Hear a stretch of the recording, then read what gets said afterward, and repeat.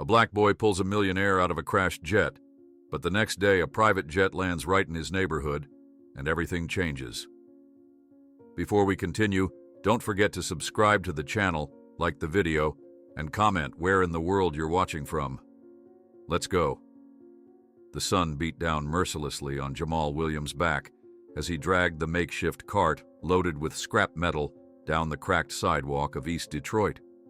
The rusty wheels squeaked with each step, a sound that had become as familiar to him as his own heartbeat. At 12 years old, Jamal's narrow shoulders already carried the weight of responsibilities far beyond his years. His stomach growled loudly, reminding him that breakfast had been nothing more than a few spoonfuls of cereal with watered-down milk. Lunch was a distant dream, but he couldn't stop now. Not when Tyler and Tamika were waiting at home, probably just as hungry as he was. Just 2 more blocks to the scrapyard, he muttered to himself, wiping sweat from his forehead with the back of his hand. Maybe Mr. Peterson will give me $8 for this load, maybe even 10 if I'm lucky. The memory of his mother's face from earlier that morning flashed in his mind. Lisa Williams had been exhausted, dark circles under her eyes after finishing her night shift at the hospital where she worked as a cleaner. She'd be heading to her second job at the convenience store by noon. Remember to check if Tyler's inhaler is empty, she'd told him, slipping $2 into his palm. And make sure Tamika finishes her summer reading. There's mac and cheese in the cabinet for dinner. I'll be home by 11. Jamal had nodded, pocketing the money that wouldn't be enough for much of anything, which was why he was out collecting scrap before the day got too hot. Their electricity had been shut off twice already this summer, and the rent was due next week. He paused at an abandoned lot, eyes scanning for anything valuable. The vacant space was overgrown with weeds pushing through concrete, surrounded by a chain-link fence with several human-sized holes. Detroit was full of these forgotten spaces, modern ruins that Jamal had learned to mine for resources. After 20 minutes of searching, all he had to show for his efforts was a rusted pipe, some copper wire that had been stripped of most of its value, and an aluminum chair leg. He sighed, adding the meager findings to his cart. "Ain't gonna be $10 today," he said to no one. The frustration built in his chest. Last week had been better. He'd found an old air conditioner someone had dumped, which yielded enough metal to buy groceries for 3 days. Today's pickings wouldn't even cover Tyler's asthma medication copay. Jamal was about to leave when a strange noise caught his attention. It started as a distant whine, growing quickly into a high-pitched mechanical screech that made him look skyward. Against the cloudless blue, a small white jet was descending at an alarming angle, its path erratic. Black smoke trailed behind it like an ominous pennant. "Oh man," Jamal whispered, eyes widening as he tracked the aircraft's trajectory. It was coming down fast, too fast, and heading toward the abandoned industrial area just a few blocks away. Without thinking, he let go of his cart and broke into a run, sneakers pounding the pavement as he sprinted toward the billowing column of smoke now rising on the horizon. His heart hammered in his chest, but something propelled him forward, even as common sense screamed at him to stay away. By the time he reached the chain-link fence surrounding another vacant lot, he was gasping for air. Through the metal links, he could see the private jet had crashed into the concrete foundation of what had once been a factory. The aircraft was broken in two, its white fuselage now blackened, flames licking at the windows. Jamal hesitated only a moment before finding a gap in the fence and squeezing through. The heat hit him like a wall as he approached, forcing him to shield his face with his arm. The acrid smell of burning fuel and melting plastic made his eyes water and his lungs burn. "Hello?" he shouted, circling to the side of the wreckage where the flames were less intense. "Is anybody alive in there?" Through the shattered remains of a window, Jamal caught sight of movement. A man strapped to a seat, head lolling forward, a streak of blood running down his face. He was wearing what had once been an expensive suit, now torn and stained. "Hang on, mister," Jamal called, though the man showed no sign of hearing him. The door to the cabin was bent and partially melted, but Jamal spotted a gap where the fuselage had twisted. Without allowing himself time to reconsider, he pulled his t-shirt up over his nose and mouth and approached the opening. The metal was hot enough to blister skin, but Jamal maneuvered carefully, avoiding direct contact as he squeezed into the smoke-filled cabin. Inside, the heat was suffocating, the smoke so thick he could barely see. He dropped to his knees, crawling toward the unconscious man. The passenger was a middle-aged white man with graying temples, still secured by his seatbelt. Up close, Jamal could see he was breathing, though shallowly. "Sir! Sir! Wake up! We gotta get out of here!" Jamal shouted, shaking the man's shoulder. When he got no response, Jamal fumbled with the seatbelt latch, his fingers clumsy with fear and adrenaline. After what seemed like forever, the belt released with a click, and the man slumped forward. Jamal was small for his age, but desperation gave him strength. He hooked his arms under the man's shoulders and began dragging him toward the opening, inch by painful inch. The smoke grew thicker, making each breath a struggle. "Come on, man," Jamal wheezed. "Help me out a little." Just as they reached the twisted metal opening, Jamal heard a low, ominous rumble. Instinct took over. He gave one final desperate heave, pulling the man through the gap and tumbling with him onto the ground outside. They had barely cleared 10 feet from the wreckage when a deafening explosion rocked the air, the force of it throwing them both forward onto the hard ground. Jamal felt a searing pain across his back as debris rained down around them. For several moments, Jamal lay face down, ears ringing, lungs burning. Then, slowly, he pushed himself up and crawled to the man, who remained unconscious but was now breathing more steadily. In the distance, sirens wailed, growing louder. Jamal sat back on his heels, suddenly aware of the stinging burns on his hands and the throbbing pain across his shoulders. But the man was alive. They both were. When the paramedics and firefighters arrived minutes later, they found Jamal sitting guard over the unconscious passenger, waving weakly to direct them through the fence. "He was the only one I saw," Jamal told a firefighter who knelt beside him. "I couldn't check if there was a pilot." "You pulled him out?" the firefighter asked, disbelief clear in his voice as he looked at Jamal's small frame. Before Jamal could answer, paramedics swarmed around them, one team carefully loading the man onto a stretcher, while another tried to examine Jamal, who shrugged them off. "I'm okay, just help him," he insisted, wincing as he stood up. At the hospital, Jamal sat alone in a corner of the waiting room, holding an ice pack to his burned hand. No one had asked him many questions. A police officer had taken his name and address, nodding distractedly while writing in a small notebook. When Jamal had tried to explain how he'd pulled the man from the wreckage, the officer had given him a skeptical look. "Sure, kid, we'll need to verify that," he'd said before walking away to speak with the medical staff. The television mounted on the wall suddenly switched to breaking news, and Jamal looked up to see footage of the crash site, smoke still billowing into the sky. "We're getting reports that Marcus Blackwood, CEO of Blackwood Industries and one of the country's wealthiest businessmen, was the sole passenger on the private jet that crashed in Detroit this afternoon," the news anchor announced. "Sources say Blackwood has been rushed to Detroit Memorial Hospital with serious injuries.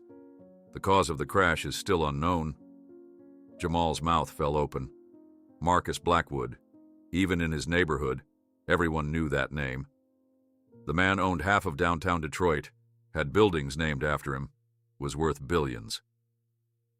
And Jamal had pulled him from a burning plane. A nurse approached, breaking his daze. "Are you family?" she asked, looking at him with mild concern, taking in his soot-stained clothes and the ice pack. "No, ma'am," Jamal replied quietly. I was there when it happened."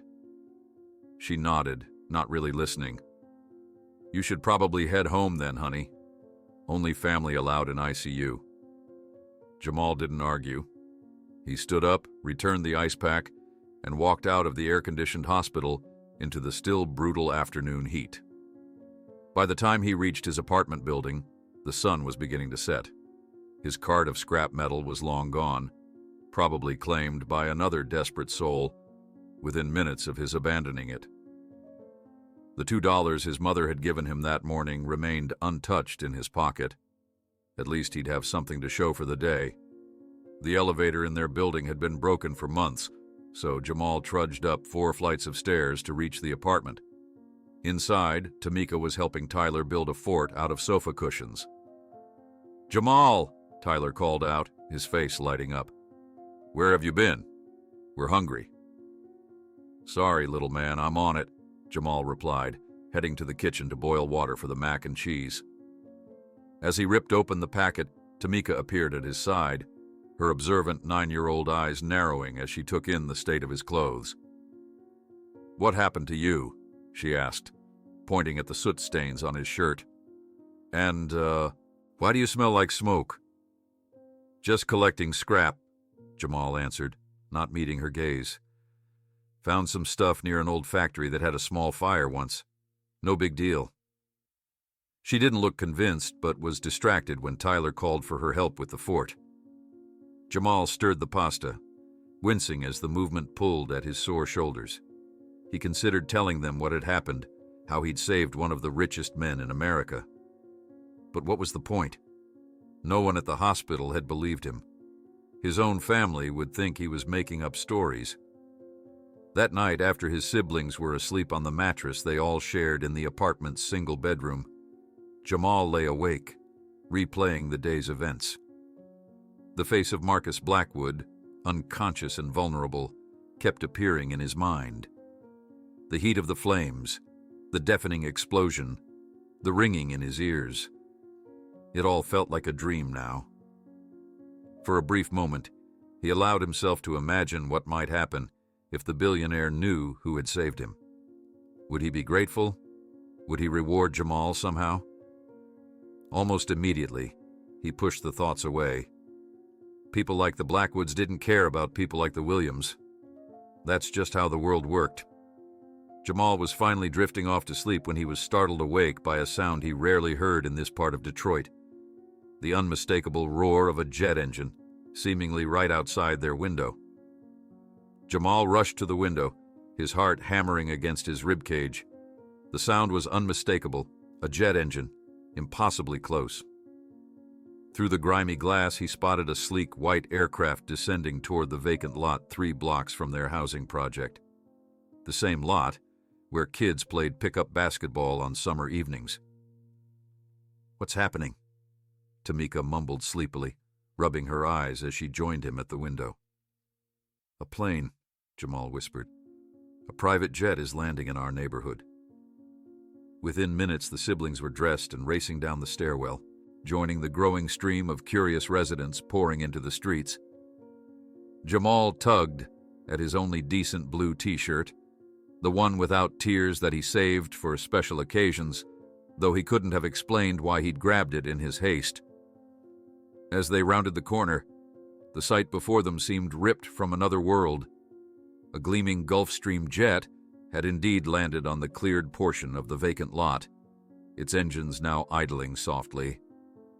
The morning sun glinted off its polished exterior, the contrast against the dilapidated buildings surrounding it almost painful to behold. "Is this even legal?" someone in the crowd muttered. "Rich folks make their own laws," another replied. The crowd of onlookers grew, neighbors in various states of dress forming a hesitant semicircle around the aircraft. Children pointed excitedly while adults exchanged suspicious glances. Mrs. Washington from the 3rd floor clutched her bathrobe tightly around herself, while Mr. Davis from the corner store had arrived still wearing his apron. Jamal stood transfixed, Tamika's hand clutched tightly in his, Tyler bouncing excitedly beside them. When the aircraft's door finally opened and stairs extended smoothly to the ground, the crowd collectively held its breath. A tall figure appeared in the doorway, silhouetted against the interior lighting. As he descended the stairs, gasps rippled through the assembly. Even from a distance, Jamal recognized the man immediately. Marcus Blackwood, very much alive, though with white bandages visible on his forehead and hand. He wore an impeccably tailored gray suit that probably cost more than a year's rent for the Williams family. "That's him," Jamal whispered, his mouth suddenly dry. "That's the man from the plane." Two security personnel in dark suits flanked Blackwood as he reached the bottom of the stairs, scanning the crowd with professional detachment. But Blackwood himself seemed focused, his eyes moving methodically across the faces before him, searching. The crowd parted instinctively as Blackwood began walking forward, his purposeful stride unhindered by whatever injuries he'd sustained. Children were pulled back by protective parents, conversations hushed to murmurs. No one quite knew what to make of this unprecedented invasion of wealth into their neglected corner of the city.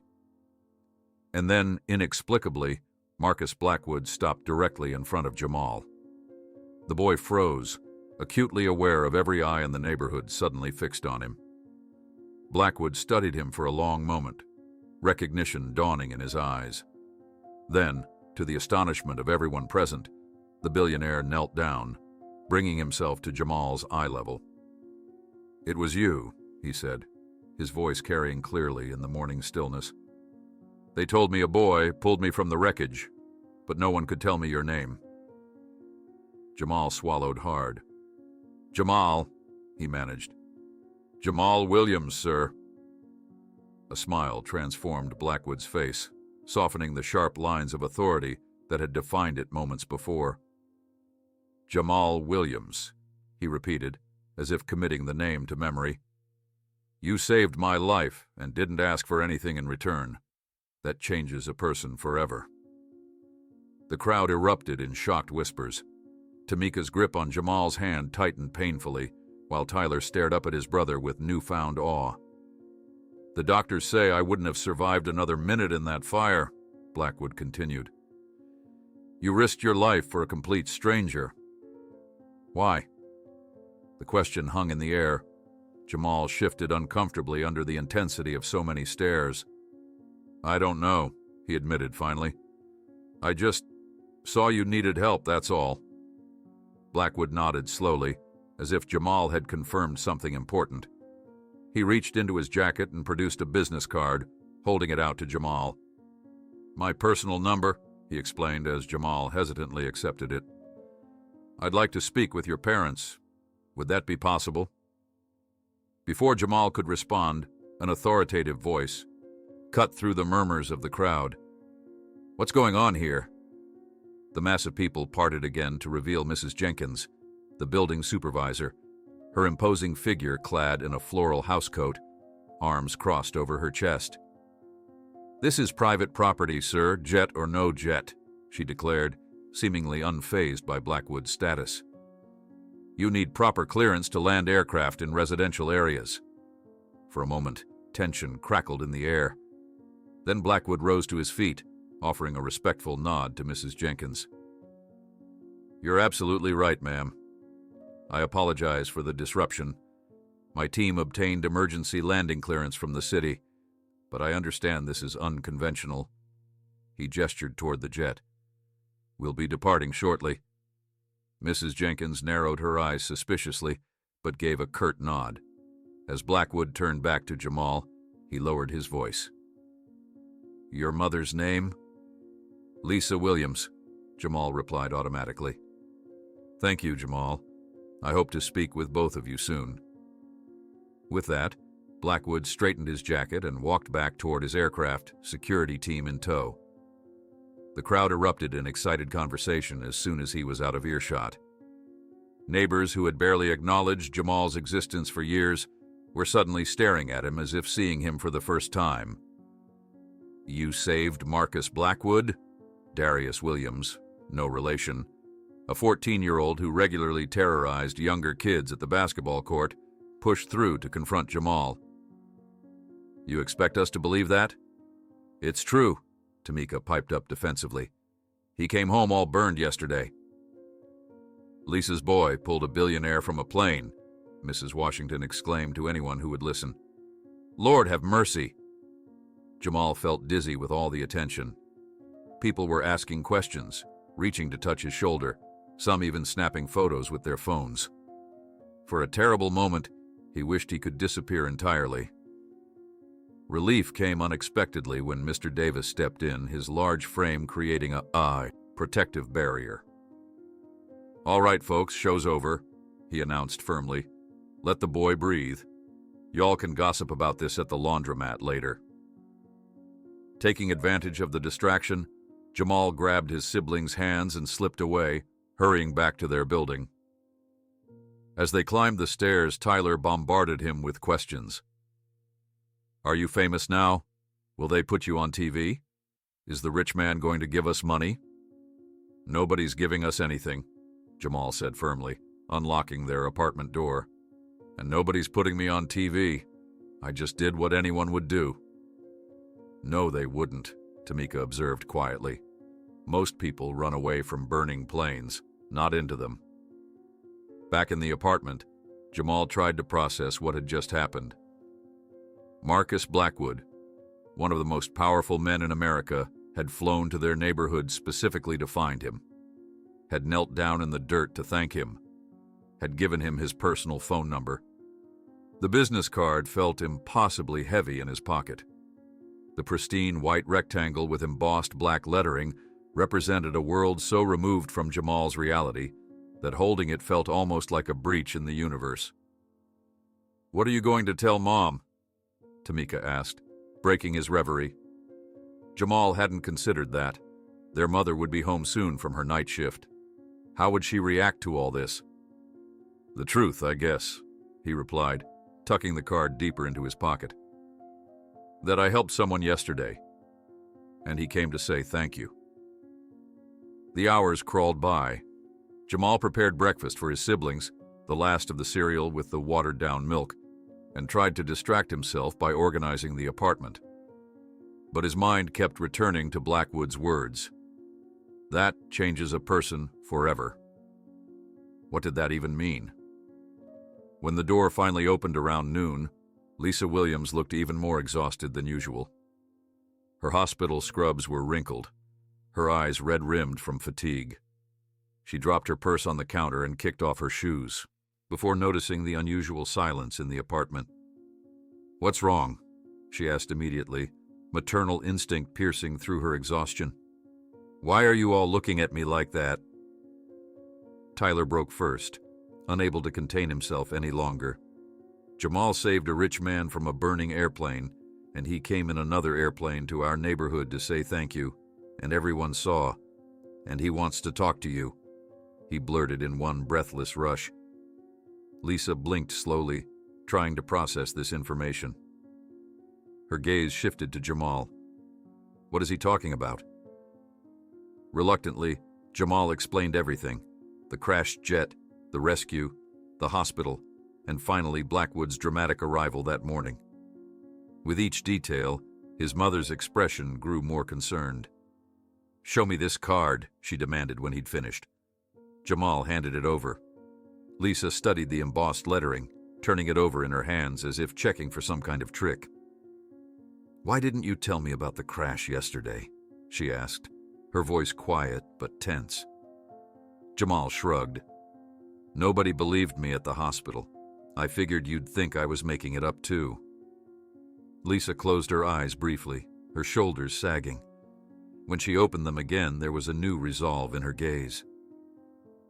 "Listen to me, all of you," she said firmly. "We're not getting involved with this man.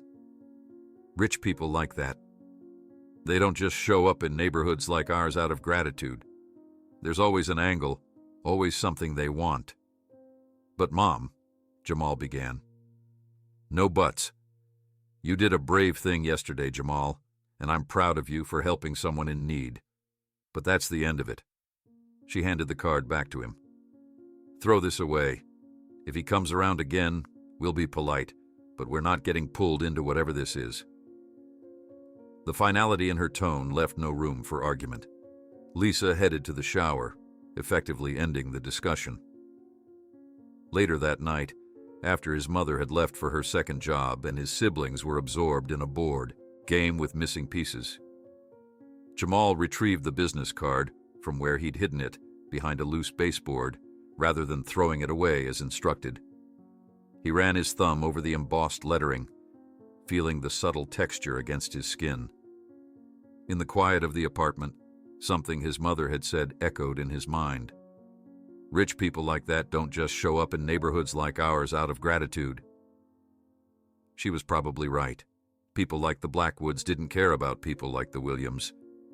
And yet, Marcus Blackwood had knelt in the dirt to meet his eyes, had remembered his name when no one else had bothered to record it. That night, Jamal was startled awake by the sound of quiet sobbing. He found his mother sitting alone at the kitchen table. The business card he thought he'd successfully hidden now clutched in her trembling hands, tears silently streaming down her face as she whispered, "And what if this is the only chance you'll ever get?" Jamal walked home from school the next day, with his head down, hands stuffed in his pockets, taking a different route to avoid the whispers and stares that had followed him all day. News traveled fast in their neighborhood, and by morning, everyone knew about Marcus Blackwood's dramatic visit. Some classmates treated him like a sudden celebrity. Others accused him of making the whole thing up. "Hey, hero boy." Jamal winced at Darius's mocking voice. He'd almost made it home without incident, but Darius and his friends had apparently been waiting for him. "Heard you got a rich white man wrapped around your finger now," Darius continued, stepping into Jamal's path. At 14, he was significantly taller and broader than Jamal, his presence intimidating as he loomed over the younger boy. "Think you're special now? Better than the rest of us?" "I don't think anything," Jamal muttered, trying to sidestep him. "Just trying to get home." Darius blocked his way again. "Bet you told him all about the hood, right? Showed him what a sad little boy you are, so he'd feel sorry for you." "I didn't." "Selling yourself to make some cash," another boy chimed in. "My mom says your mama's probably in on it, too." Something hot and dangerous flared inside Jamal's chest. "Don't talk about my mom," he warned, his voice low. Darius grinned, sensing he'd found a pressure point. "Why not? Everybody else is talking about how Lisa Williams is going to cash in on her son's little hero moment." Jamal wasn't entirely sure who threw the first punch. One moment, he was standing there, anger building inside him like a pressure cooker, and the next, he was on the ground, wrestling with Darius, his knuckles connecting with the older boy's jaw. Pain exploded across his face when Darius retaliated, landing a solid hit to his eye. They were separated by Mr. Davis, who had heard the commotion from his corner store. "That's enough!" the man bellowed, pulling Darius off Jamal with surprising strength. "What's wrong with you boys?" "He started it," Darius spat, blood trickling from his split lip. "I don't care who started it," Mr. Davis said firmly. "Jamal, go home. Darius, you stay right here until you cool down." Jamal scrambled to his feet, grabbing his backpack from where it had fallen. He could feel his left eye already swelling, throbbing painfully with each heartbeat. Without looking back, he ran the remaining 2 blocks home. In the apartment, Jamal went straight to the bathroom, wincing as he examined his face in the cracked mirror. His eye was definitely blackening, swollen to a narrow slit. There was no way to hide this from his mother. "Jamal?" Tamika's voice came from the bathroom doorway. "What happened to your face?" "Nothing," he said automatically, then sighed. "Just Darius being Darius?" Tamika's eyes narrowed. Was he talking about the rich man again? Jamal nodded, dampening a washcloth to press against his eye. "Everyone's talking about it, like we're doing something wrong just because someone noticed us for once." Tamika sat on the edge of the bathtub, swinging her legs. "Mom's gonna be mad." "I know," Jamal agreed grimly. When Lisa arrived home an hour later, her reaction was exactly as predicted. First concern, then anger, then a quiet resignation that somehow felt worse than shouting. "This is exactly what I was afraid of," she said, gently applying a bag of frozen peas to Jamal's eye. "One visit from that man, and now everyone's treating us differently." It's not fair, Jamal protested. I didn't ask for any of this. Life isn't fair, Lisa replied, exhaustion evident in every line of her face. Especially for people like us. The sooner you accept that, the easier things will be. Before Jamal could respond, there was a knock at the door. Lisa froze, her eyes meeting Jamal's in silent communication. They weren't expecting anyone. When she opened the door, Marcus Blackwood stood in the hallway, dressed more casually than before in slacks and a button-down shirt. No tie. A small, elegant gift basket was tucked under one arm. Ms. Williams, he greeted her with a respectful nod. I apologize for coming unannounced. I tried calling the building's management office to arrange a proper meeting, but they were less than cooperative. Lisa's posture stiffened. Mr. Blackwood, I appreciate what my son did for you, but we're not interested in whatever you're offering. Marcus's expression remained calm. May I come in? Just for a few minutes. I think we may have gotten off on the wrong foot. Against her better judgment, Lisa stepped aside, allowing him to enter the small apartment. Jamal watched from the kitchen doorway, the bag of peas still pressed to his eye. Marcus noticed him immediately, his brow furrowing with concern. What happened to your eye? Before Jamal could answer, Lisa interjected. This is exactly what happened. One day after your visit, and my son is already being targeted. Marcus set the gift basket on the worn coffee table and approached Jamal, kneeling to examine his face with genuine concern. Who did this? Just some kids from school, Jamal mumbled, embarrassed. It's not a big deal. It is a big deal, Marcus contradicted gently. He turned to face Lisa. Ms. Williams, I understand your caution. In your position, I would feel the same way. You have no idea what my position is, Lisa replied coldly. Perhaps not specifically, Marcus conceded, but I understand what it means to be viewed as an opportunity rather than a person. He gestured toward the sofa. Please, may we sit and talk? I promise I'll leave if you still want me to after you've heard what I have to say. The siblings had emerged from the bedroom, drawn by the unfamiliar voice. Tyler's eyes widened at the sight of Marcus, while Tamika observed everything with her usual thoughtful scrutiny. Lisa hesitated, then nodded curtly. 5 minutes. They sat awkwardly in the small living room, the contrast between Marcus's evident wealth and their sparse furnishings painfully apparent. The businessman took in the apartment with unreadable eyes, noticing the water stains on the ceiling, the mismatched furniture, the carefully patched curtains. I'll be direct, Marcus began. I want to help your family, not out of pity or as some kind of public relations stunt, but because your son did something extraordinary that changed my perspective on humanity. We don't want your charity, Lisa stated firmly. It's not charity when you're paying a debt, Marcus replied evenly. Your son didn't just save my life. He gave me back my humanity. Lisa's skepticism was palpable. What does that even mean? Marcus leaned forward, clasping his hands. Before the crash, I was lost. Success had isolated me from anything real. I'd started to believe that everything and everyone had a price. He glanced at Jamal.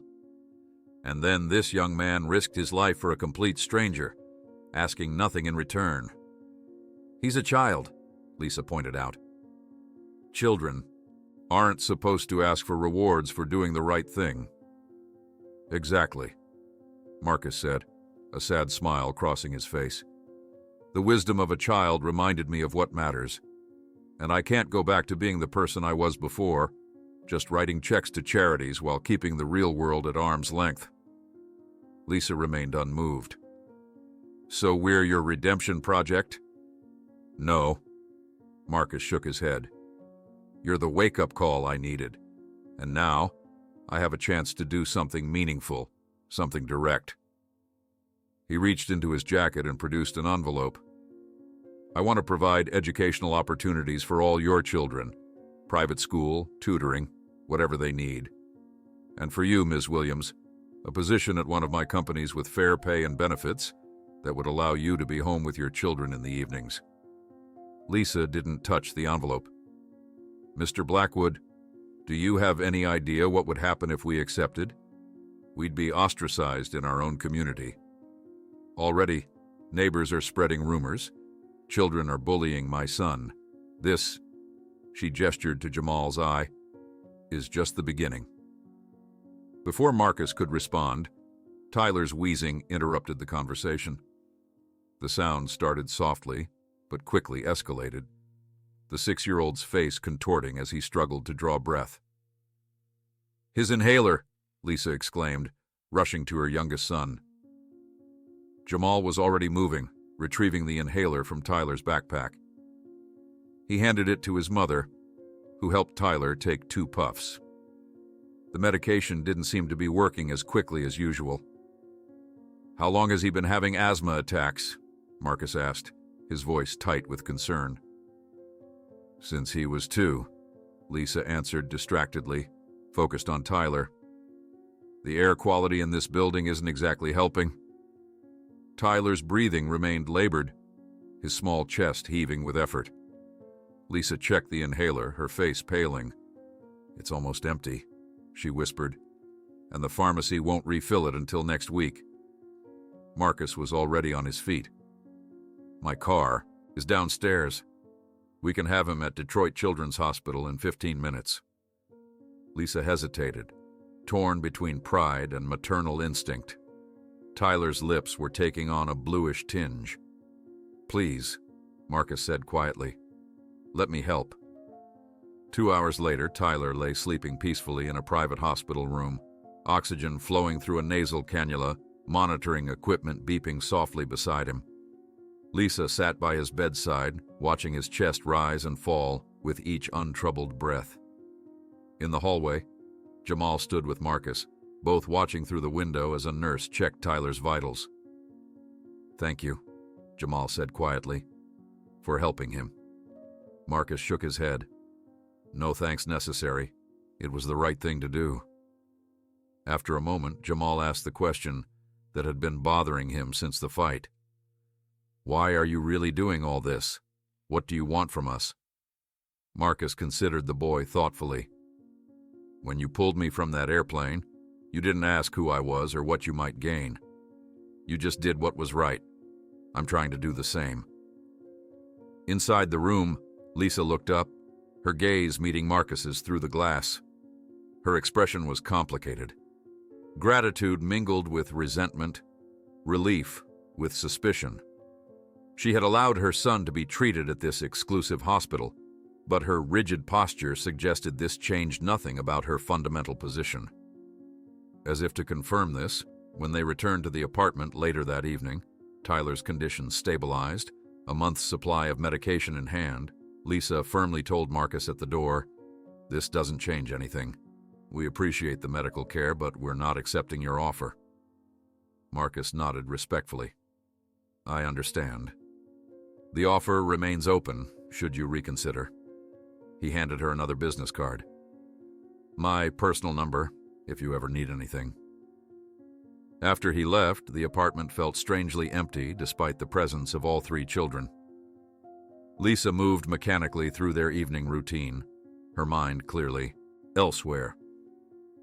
That night, as Jamal helped clean up after dinner, Lisa broke the silence. "People are talking. Pastor Jenkins mentioned us in his sermon yesterday, though not by name." "What did he say?" Jamal asked cautiously. "Something about not being tempted by worldly treasures," Lisa replied, scrubbing a pot with more force than necessary, "as if we're being offered millions to betray the community." "We're not betraying anyone," Jamal protested, "and it's not like the neighborhood has done much for us anyway." Lisa stopped scrubbing, fixing her son with a serious look. "This is our home, Jamal. These people may gossip and judge, but when our electricity was cut off last winter, it was Mrs. Washington who brought us blankets. When you had chicken pox, Mr. Davis brought soup. We belong here, for better or worse." Before Jamal could respond, there was another knock at the door. Lisa tensed, probably expecting Marcus again, but when she opened it, their building manager stood there with an official-looking paper in hand. "Eviction notice," he said gruffly, thrusting the document at her. "Whole building's been sold. Everyone's got 30 days to clear out." Lisa scanned the notice, her face draining of color. "This can't be legal. We've always paid our rent on time." The manager shrugged. "New owner doesn't need a reason. Bought the whole block from what I hear. Some big development company." After he left, Lisa sat heavily at the kitchen table, the eviction notice trembling in her hands. Jamal read over her shoulder, his stomach sinking at the company letterhead. Westlake Development Group. "This can't be a coincidence," Lisa whispered, her voice hollow. "The timing is too perfect." Jamal remembered his conversation with Marcus earlier that day. "When you pulled me from that airplane, you didn't ask who I was or what you might gain. You just did what was right. I'm trying to do the same." Was that true? Or was this eviction part of a calculated plan to force them into accepting his help? "What if it's not Blackwood behind this?" Jamal suggested. "He mentioned a rival buying property around here." Lisa looked up, her eyes shining with unshed tears. "Does it matter? Either way, we're being manipulated." She smoothed the notice with trembling fingers. "We have nowhere to go, Jamal. No savings, no family to take us in." That night, the weight of their situation pressed down on Jamal like a physical force. Across the room, Tyler's breathing remained clear, and even for the first time in months, thanks to the new medication. Tomorrow, they would need to start looking for a new place to live, an impossibility given their financial situation. Yet refusing Marcus's help now seemed not just prideful, but potentially harmful to his siblings. "Maybe accepting help doesn't mean giving up who we are," he whispered into the darkness, though no one was awake to hear him. Lisa hesitated for only 2 seconds before scooping Tyler into her arms. "Let's go now." They raced down the hallway toward the elevator, Marcus already on his phone, his tone commanding but controlled. "Dr. Patel, I need you to meet me at Northwestern Memorial in 15 minutes. Yes, it's an emergency. Pediatric asthma attack. Severe respiratory distress." Jamal jabbed the elevator button repeatedly, though he knew it wouldn't make the ancient machinery work any faster. Tamika grabbed Tyler's favorite stuffed dinosaur from the couch, clutching it to her chest as she followed. When the elevator finally arrived with a reluctant groan, they crowded inside. Tyler's wheezing had grown more labored, his lips taking on a frightening bluish tinge. Lisa whispered reassurances, though her eyes betrayed her mounting panic. Marcus's sleek black car waited at the curb, engine running. His driver jumped out immediately to open the doors, not batting an eye at the family's disheveled appearance. Within seconds, they were speeding through traffic, Marcus's driver navigating with practiced efficiency as onlookers turned to stare at the luxury vehicle racing through their neighborhood. 2 more minutes, Marcus assured Lisa, who cradled Tyler against her chest. They're preparing a treatment room for him. Jamal watched the city blur past the tinted windows, neighborhoods transforming from boarded-up storefronts to gleaming high-rises in the space of a few blocks. The disparity between their world and Marcus's had never been more apparent. The car pulled up to the private entrance of Northwestern Memorial, where a team in scrubs already waited with a pediatric wheelchair. Unlike the crowded, chaotic emergency room Lisa usually took them to, this entrance was calm, orderly, and immediate. "Right this way, Mrs. Williams," a nurse said, helping transfer Tyler to the wheelchair. The group moved swiftly through pristine corridors, bypassing the usual intake procedures entirely. Jamal hung back slightly, memories flooding back of the many times he'd sat with Tyler in emergency waiting rooms. 6 hours once, just to be seen, his little brother struggling to breathe while harried staff prioritized more visible emergencies. Now, doors opened automatically before them. Staff appeared instantly, and a team of specialists was already reviewing Tyler's medical history that Marcus had somehow obtained during the drive. The treatment room was spacious and bright, equipped with technology Jamal had never seen before. Within minutes, Tyler was connected to monitors, receiving medication through a nebulizer mask while a doctor listened to his lungs. Significant bronchospasm, but we've caught it before it progressed to status asthmaticus, the doctor explained, using terms Jamal didn't understand, but could tell from his tone were reassuring. We'll administer corticosteroids and monitor his oxygen saturation. He should feel much better very soon. Lisa nodded numbly, still holding Tyler's hand as the medical team worked around them. The efficient, compassionate care was so different from their usual experience that she seemed almost disoriented by it. Jamal found himself alone with Marcus in the hallway outside, watching through the observation window as his brother received treatment. An uncomfortable silence stretched between them until Jamal finally broke it. "Why are you doing this? What do you really want from us?" Marcus considered the boy thoughtfully, respect evident in his expression. Most adults wouldn't have dared to be so direct with him. "When you pulled me from that airplane," he replied softly, "you didn't ask who I was or what you might gain. You just did what was right." His gaze remained steady on Jamal's face. "I'm trying to do the same." Jamal absorbed this, not entirely convinced. "People like you don't usually help people like us without wanting something in return." "Perhaps that's the problem with the world," Marcus responded, not defensively but with genuine reflection. "We've all forgotten what it means to help someone simply because they need it." Their conversation was interrupted when the doctor emerged to update them. Tyler was responding well to treatment, but they wanted to keep him overnight for observation and to develop a comprehensive management plan for his asthma. "He'll need daily maintenance medications, regular pulmonary function testing, and possibly immunotherapy," the doctor explained when Lisa joined them. "His asthma is quite severe and has likely been undertreated for some time." Lisa's face fell. "Our insurance has been taken care of," Marcus interjected smoothly, handing her a medical card. "This will cover all of Tyler's treatment needs moving forward." Lisa stared at the card, conflict evident in every line of her face. The mother in her wanted to accept anything that would help her child breathe. The proud, independent woman in her resisted the growing debt to this stranger. "Ms. Williams," Marcus said gently, "please consider this not charity but necessary medical care for your son." After a long moment, Lisa took the card, though her posture remained rigid. "Thank you for helping Tyler, but this doesn't mean I'm accepting your other offers." Marcus nodded respectfully. "Understood." Hours later, with Tyler sleeping peacefully under medical supervision, Marcus arranged for a car to take Lisa, Jamal, and Tamika home.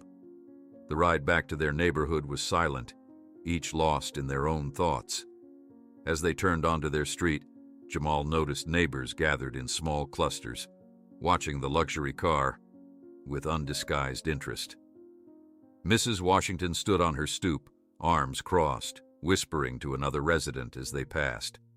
Mr. Jenkins, their pastor, paused in his conversation to stare openly as the car stopped in front of their building. "People are always going to talk," Lisa muttered, more to herself than to her children. "Come on, let's get inside." The following morning, after a restless night without Tyler, Lisa prepared for her shift at the hospital. Her movements were mechanical, her expression distant. "I have to work a double shift today," she told Jamal. "Can you check on your brother this afternoon? The hospital said visiting hours start at 2. Jamal nodded, already dreading the walk to school. Word of yesterday's dramatic departure in Marcus's car would have spread like wildfire, adding fuel to the already smoldering rumors. His fears proved well-founded. The moment he entered the school building, conversations halted, heads turned, and whispers followed him down the hallway. "Heard they took off in a Bentley," someone murmured, just loudly enough for him to hear. My mom says they're selling their story to the newspapers, another added. Darius was notably absent, but his friends made up for it with pointed stares and exaggerated coughing fits whenever Jamal passed by, a cruel mockery of Tyler's asthma attack. By lunchtime, Jamal was exhausted from maintaining a neutral expression. He sat alone in the cafeteria, pushing mystery meat around his tray when the principal's voice came over the intercom. Jamal Williams to the main office, please. Jamal Williams to the main office. Curious stares followed him as he made his way through the cafeteria. At the main office, he was surprised to find Pastor Jenkins waiting, his normally jovial face solemn. Jamal, my boy, he greeted, placing a heavy hand on Jamal's shoulder. I wanted to check on you and your family. We missed you at service yesterday.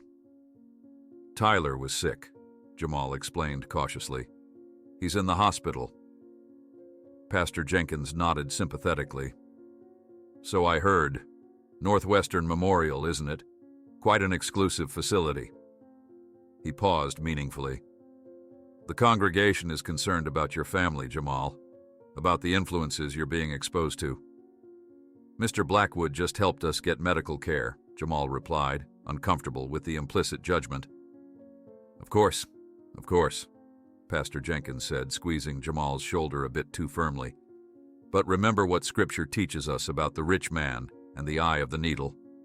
Material comfort can come at a spiritual cost. After school, Jamal visited Tyler at the hospital, finding his brother happily playing video games on a tablet that definitely hadn't come from home. The private room was filled with sunlight, a stark contrast to the dingy facilities they were accustomed to. Look, Jamal, Tyler exclaimed, showing off the device. The nurse gave me this to use, and the food here is awesome. I had ice cream twice. Jamal couldn't help but smile at his brother's enthusiasm. You feeling better, buddy? Way better, Tyler confirmed. The doctor said I can probably go home tomorrow, but I have to use these special medicines every day. He pointed to an array of inhalers and devices on the bedside table. They showed Mom how to use everything. When they returned home that evening, Tamika was waiting with news. Everyone at school was talking about us, she reported. Letitia said, her mom heard we're moving to a mansion in Bloomfield Hills. Lisa, who had just arrived from her double shift looking utterly drained, sank onto the couch. Wonderful. Next, they'll say we've joined the Illuminati. What's the Tamika began, but was interrupted by a knock at the door. Lisa exchanged a wary glance with Jamal before answering. Instead of Marcus, it was Mrs. Washington, holding a covered dish. Brought you some casserole, she said, thrusting the dish at Lisa. Figured with your boy in the hospital, you might not have time to cook. Her eyes darted past Lisa, scanning the apartment curiously. How is the little one doing? Must be nice getting that fancy hospital care. Tyler's doing better, thank you, Lisa replied stiffly, accepting the dish. So, Mrs. Washington continued, making no move to leave, is it true what they're saying? That billionaire's setting you up with a new life? People need to mind their own business, Lisa responded, her patience visibly wearing thin. After Mrs. Washington finally left, Lisa placed the casserole on the counter untouched. Great, now we're charity cases in the neighborhood too. Sunday morning brought another unpleasant surprise. At church, Pastor Jenkins delivered a sermon that, while never mentioning the Williams family by name, was clearly directed at them. Beloved, we must be wary of those who would trade their community, their roots for material comfort, he intoned from the pulpit. The tempter comes not with horns and a pitchfork, but with promises of an easier life, a life that separates you from those who have always been your brothers and sisters in Christ. Throughout the service, Jamal felt the weight of stares and whispers. Even church members, who had known them for years, seemed to look at them differently now, as if they had somehow betrayed an unspoken code. When Tyler was released from the hospital the following day, Lisa arranged to take time off work to care for him. The new medications worked wonders. For the first time in years, his breathing was easy and unlabored, his sleep uninterrupted by coughing fits. But their relief was short-lived. Returning from the corner store, Jamal found graffiti sprayed across their apartment door. Sellouts in bold red letters. Lisa said nothing as she scrubbed at the paint, her movements furious, tears threatening but held firmly in check. That evening, as Jamal searched online for affordable apartments, a futile exercise given their limited budget, and the 30-day eviction deadline, he came across a news article that made his blood run cold. The headline read, "Westlake Development purchases entire block in East Detroit. Connections to Blackwood rival confirmed." The article detailed how Westlake, owned by Victor Reed, a longtime business competitor of Marcus Blackwood, had been systematically buying properties in economically vulnerable neighborhoods throughout Detroit. Reed's company was known for displacing residents to build luxury developments and had a particularly contentious history with Blackwood Industries. "This isn't coincidence," Jamal murmured, staring at the screen. His mother looked over his shoulder, her face draining of color as she read the article. "My God," she whispered, sinking into a chair beside him. "We're pawns in some rich man's game, aren't we?" That night, a car door slammed outside their building. Jamal looked out the window to see Marcus's now familiar vehicle parked at the curb. Lisa's expression hardened as she watched Marcus approach their building, the eviction notice trembling in her hands. "He knew about this all along," she murmured, her voice hollow, while Jamal observed Marcus through the window. "This is all part of his plan." Marcus entered the small apartment, surprising the family with his admission. "Yes, I knew about the eviction, but I'm not the buyer. I tried to stop it, but my rival moved faster than I anticipated." The tension in the room was palpable. Lisa stood with her arms crossed, the eviction notice clutched tightly in one hand, while Jamal watched the exchange with wary eyes.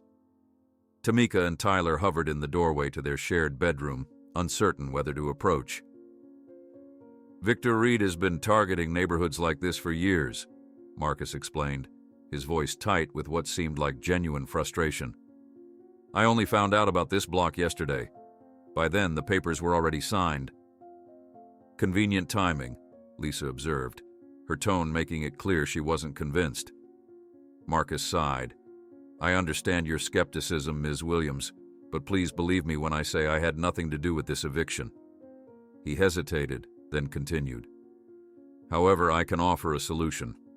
I own several residential properties, including an apartment building in Riverdale. There's a 3-bedroom unit available that would suit your family perfectly." 2 weeks later, Jamal stood in the center of their new apartment, surrounded by boxes containing their meager possessions. The space felt cavernous compared to their previous home: clean white walls, hardwood floors instead of stained carpet, windows that opened smoothly without sticking. The kitchen gleamed with stainless steel appliances, and each bedroom had its own closet. Most miraculous of all to Jamal was the silence. No shouting from neighboring apartments, no music thumping through the walls at midnight, no sirens wailing constantly in the background. "It's so quiet," Tamika whispered, as if speaking too loudly might break some spell. She wandered from room to room, running her hands along surfaces that weren't cracked or peeling. Lisa moved methodically through the apartment, unpacking essentials with an expression that remained stubbornly neutral. She had accepted Marcus's offer with such obvious reluctance that Jamal had been surprised when she finally agreed. The final straw had been Tyler's health. The pediatric pulmonologist had been adamant that the mold and poor ventilation in their old building were exacerbating his asthma. "This is temporary," she reminded them as she arranged family photos on a shelf. "Just until we get back on our feet." Jamal didn't respond. He was busy exploring the view from their 8th-floor windows, taking in the manicured courtyard below, the spotless hallways, the electronic security system at the building's entrance. This wasn't just a step up from their old apartment. It was an entirely different universe. The following Monday, Jamal found himself standing outside Westlake Academy, clutching a new backpack filled with supplies he hadn't had to purchase. His stomach churned as he took in the imposing brick building with its manicured lawns and flagpole. Students streamed past him in identical uniforms, navy blazers, gray slacks or skirts, polished shoes. Jamal tugged uncomfortably at his own new uniform, the stiff collar feeling like it might choke him. "You must be Jamal Williams." He turned to find a woman in her 50s, regarding him with a professional smile. "I'm Dr. Harrison, the principal. We're delighted to have you join us at Westlake." Jamal nodded, unable to find words as she led him through ornate wooden doors into a marble-floored lobby. Trophy cases lined the walls, filled with gleaming awards for debate, robotics, and various sports he'd barely heard of. The hallways were wide and bright, lockers unmarred by dents or graffiti. His first class was world history, taught by a man with elbow patches on his tweed jacket who spoke about the Roman Empire as if he'd been there personally. Jamal slid into an assigned seat at the back, acutely aware of the sideways glances from his classmates. Their curious stares felt like physical touches against his skin. As the day progressed, Jamal moved from class to class in a daze. The science lab had equipment he'd only seen in movies. The library contained more books than he'd ever seen in one place.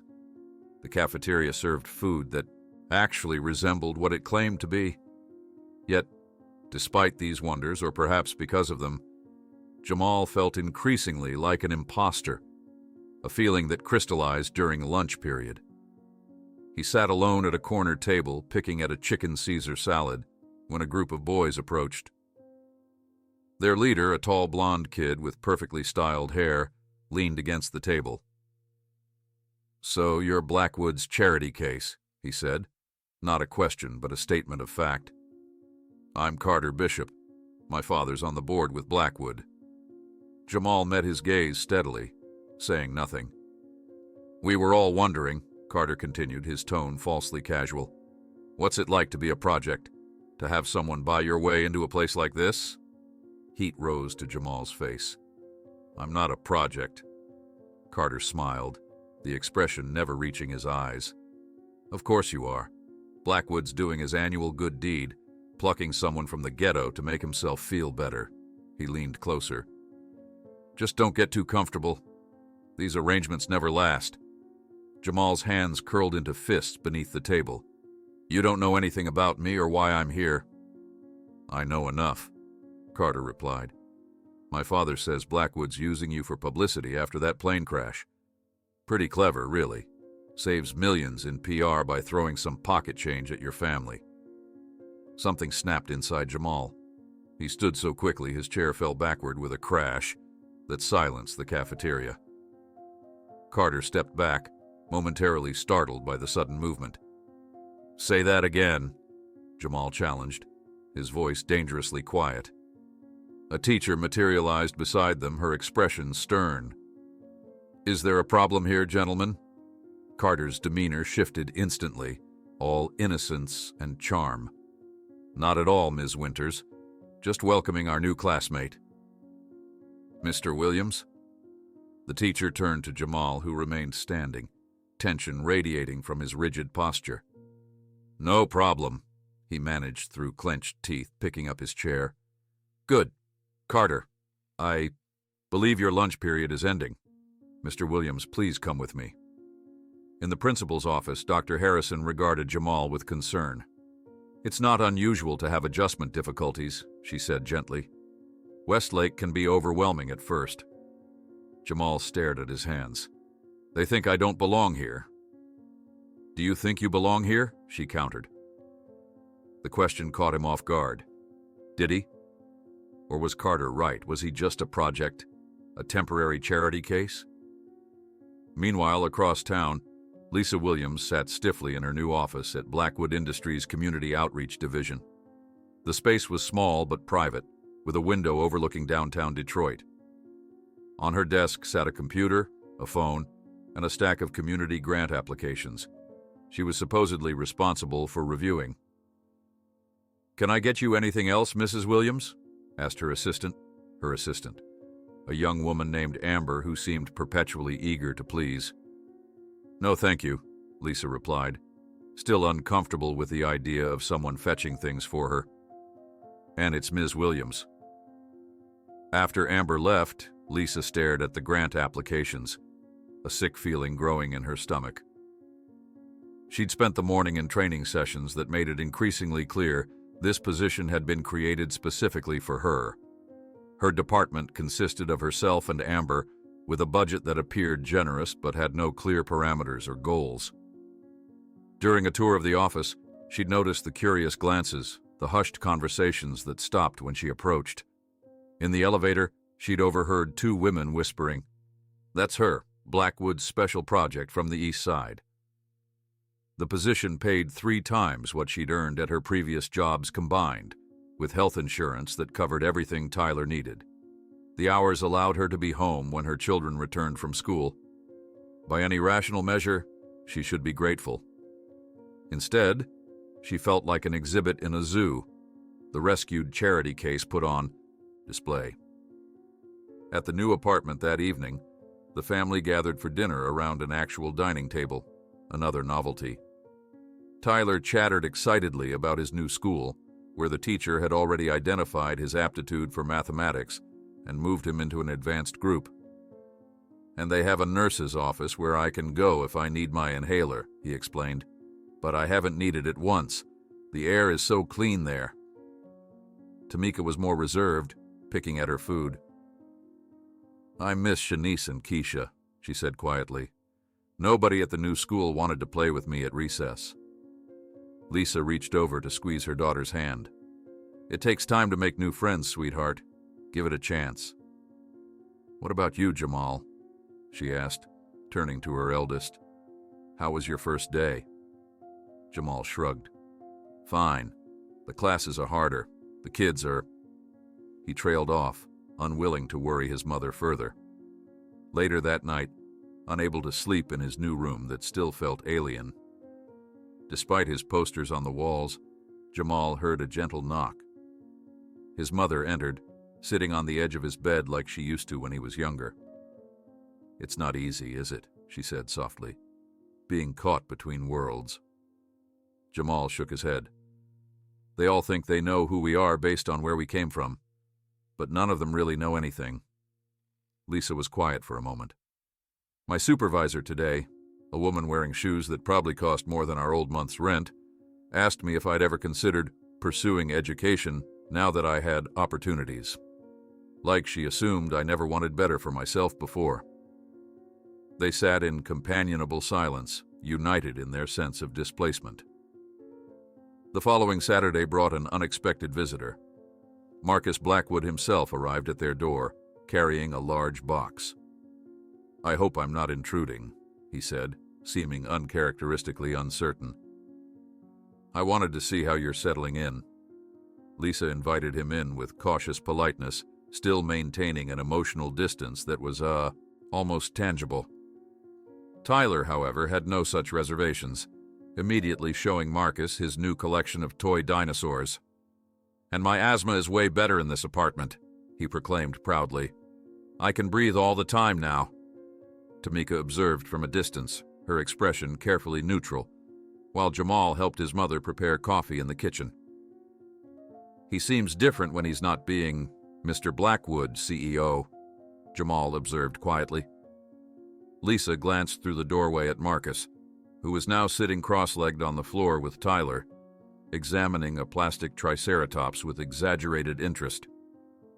"Still doesn't explain why he's really here." The answer came after Tyler's enthusiastic dinosaur presentation. Marcus opened the box he'd brought, revealing an advanced robotics kit. "I thought you might enjoy this, Jamal," he said. "It's a hobby I enjoyed at your age." Jamal approached cautiously, examining the components with poorly concealed interest. The kit contained tools and parts far more sophisticated than anything he'd ever had access to before. "Thank you," he said, genuine but reserved. "Perhaps we could work on it together," Marcus suggested. I have some experience with these systems. Lisa watched this interaction with narrowed eyes, her coffee cup held like a shield. That's very generous, Mr. Blackwood, but Jamal has homework and chores. Of course, Marcus nodded. Perhaps another time. Despite Lisa's reluctance, another time came the following weekend, and then became a regular Saturday occurrence. Marcus would arrive with new components or programming challenges, and gradually, Jamal's initial resistance gave way to genuine engagement. They would spend hours assembling circuitry or debugging code, their conversations slowly expanding beyond the immediate task. During one such session, while troubleshooting a sensor issue, Marcus quietly removed a photograph from his wallet and placed it on the table. "My wife, Eleanor," he said simply. "She passed, away 5 years ago. Cancer." Jamal studied the photo of a smiling woman with kind eyes. "I'm sorry." Marcus nodded, his fingers tracing the edge of the photograph. "Since losing her, I've been existing, not living, building wealth, acquiring companies. But to what end?" He looked directly at Jamal. "You made me realize I'd forgotten what matters. You made me believe that there are still good people in this world." This unexpected vulnerability caught Jamal off guard.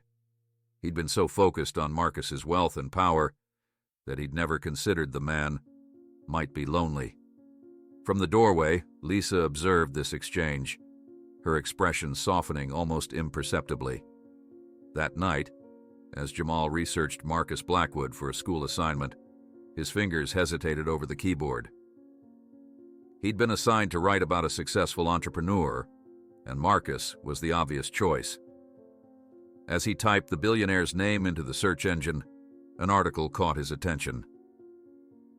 Blackwood Industries leads urban renewal project, displacing hundreds of Detroit families. The accompanying photo showed a neighborhood remarkably similar to the one they had been forced to leave. Jamal stared at the computer screen, his hands frozen over the keyboard.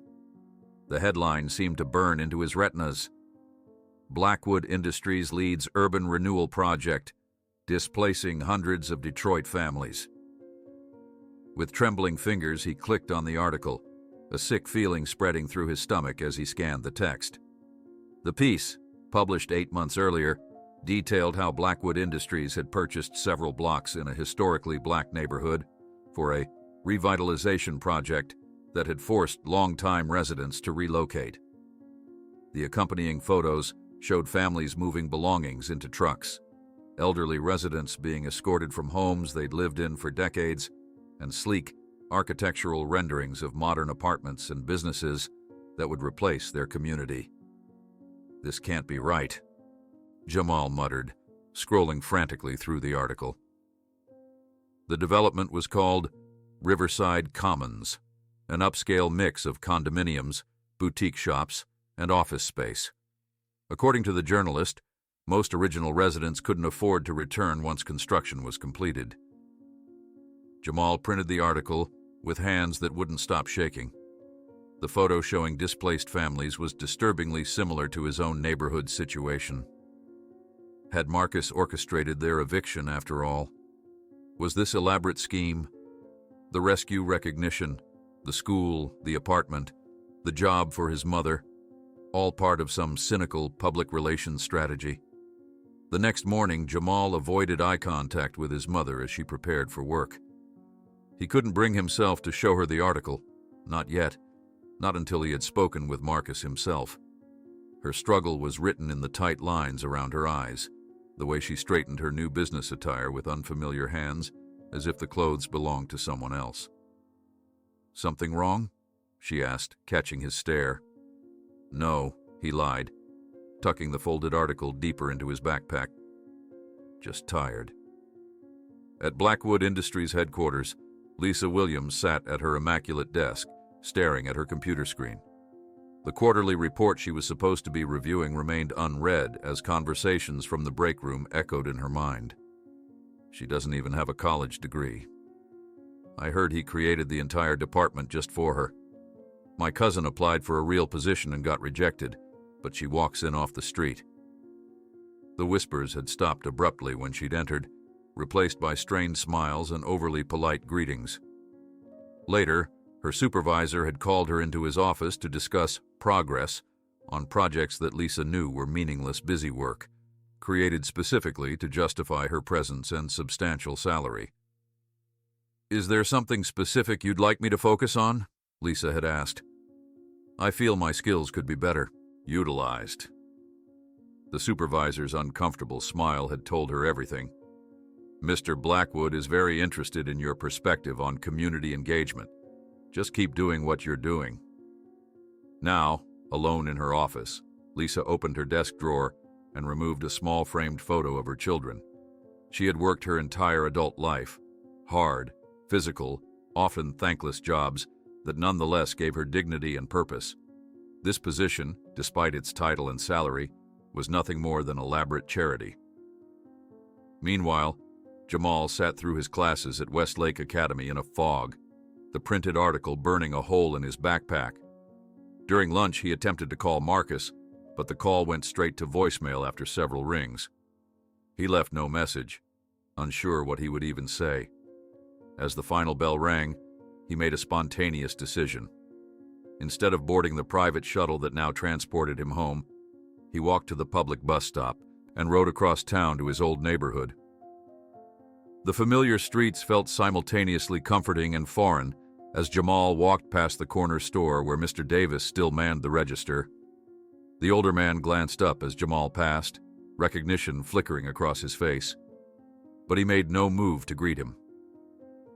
As Jamal approached the basketball court where he'd spent countless afternoons, the game in progress halted abruptly. Familiar faces turned toward him, expressions transforming from surprise to something harder. "Well, look who decided to slum it today," Darius called out, bouncing the basketball slowly. "The private school boy remembers where he came from." Jamal stood his ground, though his heart hammered painfully. "I just came to say hi." "Hi?" Darius repeated incredulously, approaching with the basketball tucked under his arm. "You disappear for weeks, move to some fancy apartment, and now you just drop by to say hi?" Other boys from the neighborhood had gathered around, forming a loose circle. Jamal recognized all of them, guys he'd grown up with, played with, sometimes fought with, but always been one of. "It's not like that," Jamal started. "Things have been complicated." "Complicated?" another boy interrupted. "Man, you got it made now. Living that easy life while the rest of us deal with all this." He gestured broadly at the neighborhood around them. "I'm not—" Jamal tried again, but Darius cut him off. "You ain't what? Rich now? Better than us? 'Cause that's how you acting." He stepped closer, looming over Jamal. "Wearing that fancy uniform, talking all proper." "That's not fair," Jamal protested, feeling the situation slipping out of control. "I didn't ask for any of this." "Didn't ask?" Darius scoffed. "You the one who saved that rich white dude? You the one who let him buy your family?" "He didn't buy us." Jamal's voice rose, anger finally breaking through his caution. "And for your information, I think he might be manipulating all of us. That's why I came back, to figure out what's really going on." A strange quiet fell over the group. Darius studied Jamal's face, perhaps searching for sincerity. "What you mean, manipulating?" he asked, his tone slightly less hostile. Jamal hesitated, then pulled the folded article from his backpack. "Blackwood's company has done this before. Pushed people out of neighborhoods to build fancy new developments. I think he might be playing some kind of game, using my family somehow." Darius snatched the paper, scanning it quickly before passing it to the others. "So you finally figured out what everybody else already knew? Rich people don't help folks like us without getting something in return." Before Jamal could respond, a new voice joined the conversation. "Look who's back, the traitor himself." Jamal turned to see Marcus Reed, Darius's older cousin, approaching with two friends. At 17, Marcus was taller and more intimidating than the younger boys, with a reputation for trouble that made Jamal's stomach clench with anxiety. I'm not a traitor, Jamal said firmly, though he took an instinctive step backward. No, Marcus Reed scoffed, snatching the article from one of the younger boys. Says here your buddy Blackwood likes to kick black folks out of their homes. Same thing that happened here. And now you living in one of his fancy buildings, while the rest of us scrambling to find new places. I didn't know, Jamal insisted. That's why I came back, to tell everyone what I found out. Little late for that, Marcus Reed sneered. He crumpled the article and tossed it at Jamal's feet. Your family already sold out. Got the message painted on your old door, didn't you? The memory of the word sellouts spray-painted across their apartment door flashed in Jamal's mind. We didn't sell out. We got evicted just like everyone else. Yeah, and landed real nice while families like mine got pushed to even worse neighborhoods, Marcus countered, stepping closer. My grandma had to move in with her sister in Southfield because she couldn't find another place she could afford. The circle of boys had tightened around Jamal, their faces showing a mixture of resentment, curiosity, and in some cases, a hint of satisfaction at seeing the lucky one brought low. I'm sorry about your grandma, Jamal said sincerely. But that's why I'm here, to figure out what's really happening and maybe stop it. Marcus Reed laughed, a harsh sound without humor. You gonna stop it? By doing what? Asking your rich white daddy to be nicer to the poor folks? Something snapped inside Jamal. He's not my rich white daddy, and at least I'm trying to do something instead of just being angry and blaming everyone else. The words hung in the air for one deadly silent moment before Marcus Reed's face hardened. You need to be taught a lesson about respect. What happened next was a blur of motion and pain. Jamal felt himself shoved backward, stumbling over someone's extended foot. He hit the ground hard, the impact knocking the wind from his lungs. Before he could regain his feet, a kick connected with his ribs, sending fresh pain radiating through his body. Jamal curled instinctively, trying to protect himself as more blows landed. Through the chaos, he heard some of the younger boys protesting, "That's enough, man." But the assault continued, until suddenly a new voice cut through the melee. "Hey, what the hell are you doing? Get off him!" The beating stopped as Mr. Davis from the corner store rushed toward them, brandishing a baseball bat he kept under his counter. Marcus Reed and his friends backed away, already calculating their escape routes. "This ain't over," Marcus Reed spat as he retreated. "Remember where you belong, sellout." Mr. Davis helped Jamal to his feet, steadying him as he swayed. Rain had begun to fall, fat droplets quickly soaking through Jamal's torn uniform. "Jesus, kid," Mr. Davis muttered, examining Jamal's injuries. "What were you thinking coming back here alone?" Jamal's left eye was swelling shut, his lips split and bleeding. His ribs ached with each breath, though nothing felt broken. Most painful of all was the realization that he truly didn't belong here anymore. "I don't know," he admitted, his voice cracking. I thought I could fix things somehow."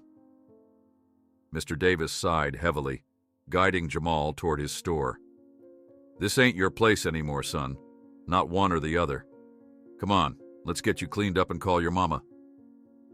As they walked, rain washing the blood from Jamal's face, he noticed a fresh piece of graffiti on the wall of his old building. The word traitor had been painted in the same red as the sellouts that had decorated their door. In the hospital room hours later, Marcus appeared hesitantly at the door. Lisa's expression hardened, and Jamal finally confronted, "Your project of urban renewal destroyed communities like mine. Was that your plan for us from the beginning?" Marcus, visibly shaken by the accusation, entered the hospital room and closed the door behind him. "No, Jamal. Never was that the plan." The tension in the room was palpable, broken only by the rhythmic beeping of the machines monitoring Jamal's vital signs. His face was swollen, a purplish bruise blooming around his left eye, his split lip crusted with dried blood. The stark white hospital sheets made his injuries appear even more severe under the harsh fluorescent lighting. Lisa stood protectively at Jamal's bedside, her body language radiating barely contained fury. "I think you've done enough," she said, her voice low and dangerous. "My son is lying in a hospital bed because of your games." "Ms. Williams, please," Marcus began, his normally confident demeanor replaced by something more humble. "You have every right to be angry." "Angry?" Lisa cut him off, the word crackling with emotion. "I am way beyond angry. You turned my children into animals of estimation to ease your rich man's guilt." Marcus sat heavily in the visitor's chair, his posture deflated. "You have every right to think the worst of me." The silence stretched between them, interrupted only by the soft mechanical sounds of the hospital equipment. Jamal shifted uncomfortably in the bed, wincing as the movement aggravated his bruised ribs. "Why did you come here?" Jamal finally asked, his voice raspy. Marcus looked up, meeting the boy's gaze directly. "To tell you the truth, all of it. No more half explanations or corporate speak." Lisa crossed her arms, skepticism evident in every line of her body. "We're listening." Marcus took a deep breath. "The urban renewal project you read about, Riverside Commons, was initiated before my plane crash. I was involved, yes, but my role was primarily financial. The project was managed by our development division." He paused. "That doesn't excuse it. I should have paid more attention to the human cost." "So you admit it," Lisa said. "Your company has a history of pushing out families like ours to build luxury housing we could never afford." "Yes," Marcus acknowledged simply. "It's the standard development model. Buy low and struggling neighborhoods, build high-end, sell at premium prices. It's considered good business." His voice took on a note of disgust. "I never questioned it until recently." Jamal lifted the crumpled article from where it lay on his bedside table. "What about our neighborhood? The timing of that eviction was too perfect." "That was Victor Reed, my competitor," Marcus explained. "He's been systematically acquiring properties throughout Detroit, particularly in areas where I've shown interest. When my jet crashed in your neighborhood, it put a spotlight on the area. Reed moved quickly to acquire the block before I could." "So we're just caught in the crossfire of your corporate warfare?" Lisa asked incredulously. "That's supposed to make us feel better?" "No," Marcus conceded.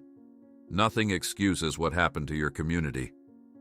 I'm simply explaining the facts." Lisa paced the small room, frustration radiating from her.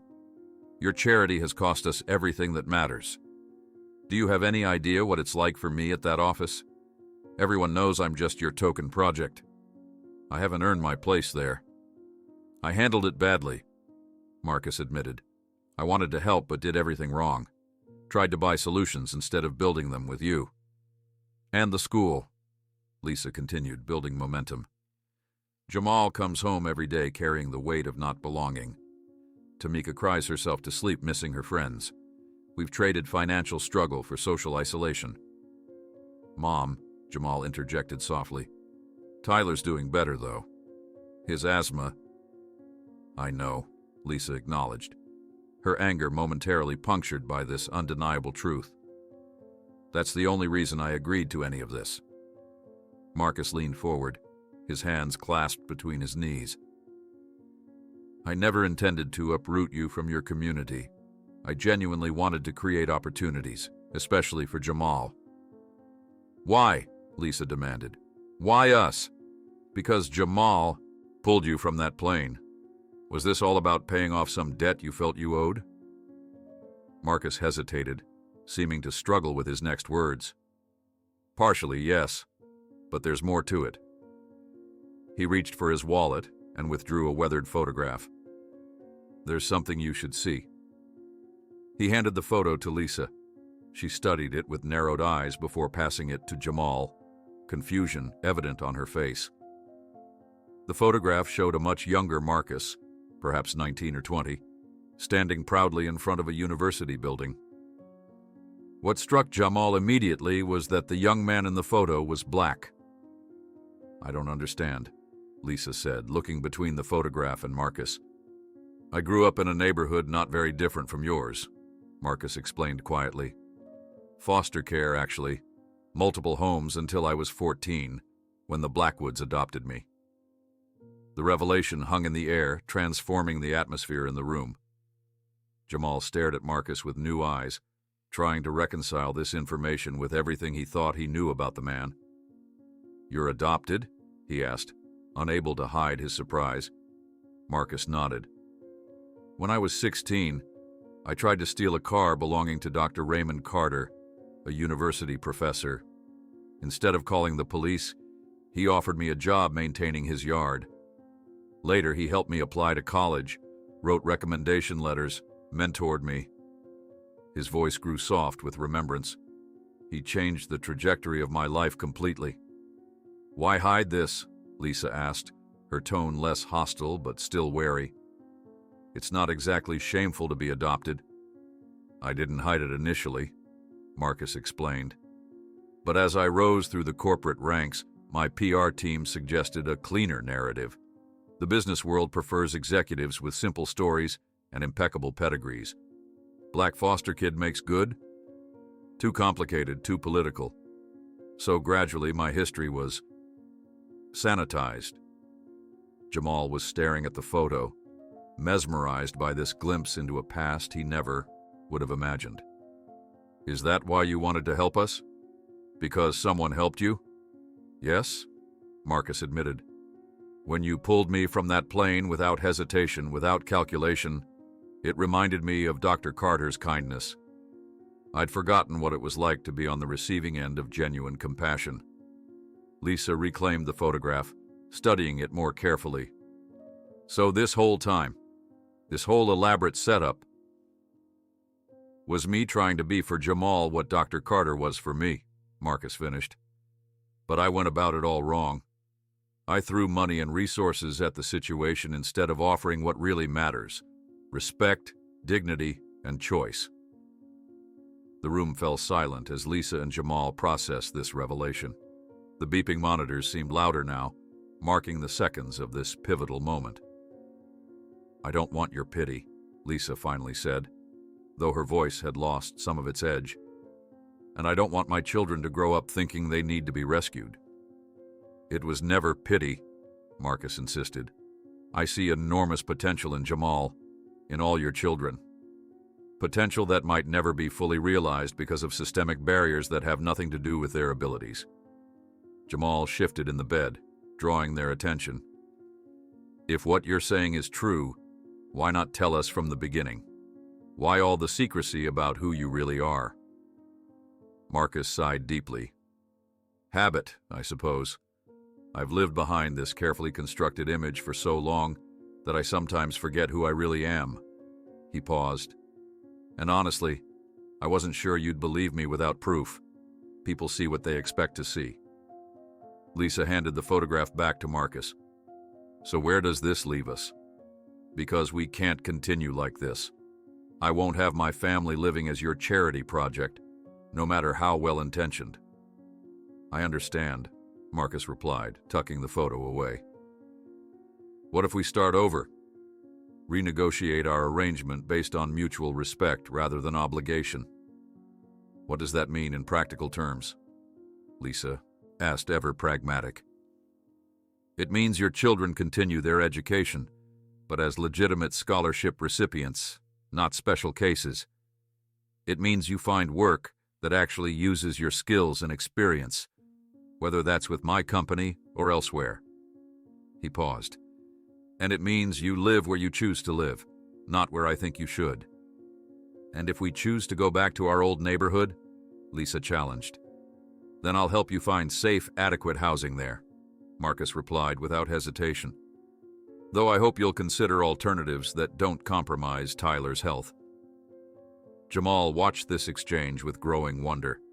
The dynamic between his mother and Marcus had shifted subtly but significantly, from benefactor and recipient to something approaching equals. "I need time to think," Lisa said finally. This is a lot to process. Of course, Marcus agreed, rising from his chair. Take all the time you need.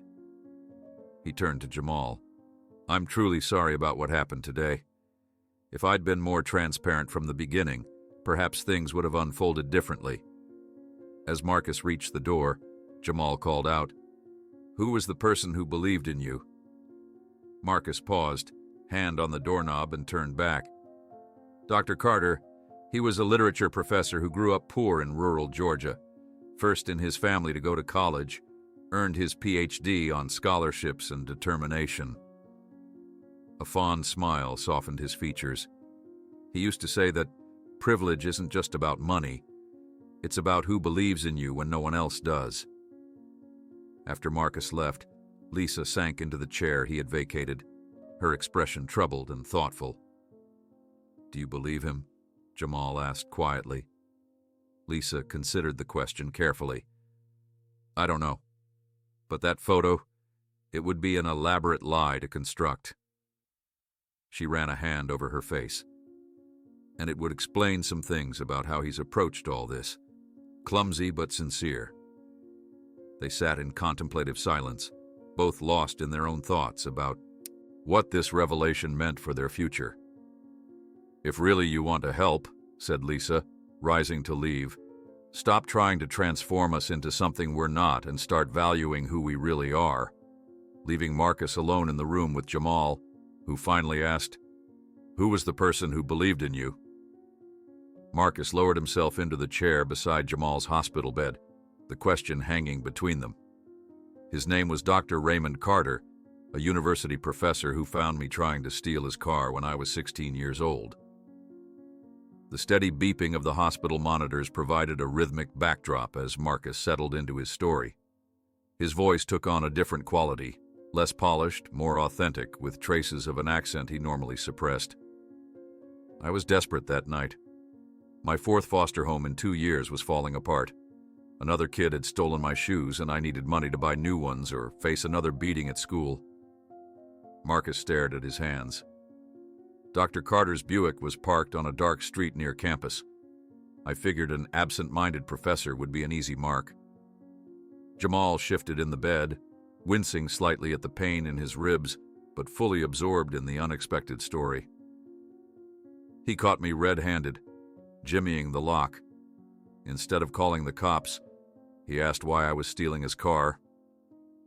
Marcus smiled faintly at the memory. I told him the truth. Figured I had nothing to lose. He drove me to a diner, bought me breakfast, and offered me a job mowing his lawn and cleaning his gutters. Just like that? Jamal asked, skepticism evident in his voice. Just like that. Over the next 2 years, he became more than an employer. He noticed I was good with numbers, started bringing home math textbooks. When I mentioned dropping out of high school, he threatened to fire me. Marcus chuckled. Said he didn't employ uneducated delinquents, so I stayed in school just to keep that job. And he helped you get into college? Marcus nodded.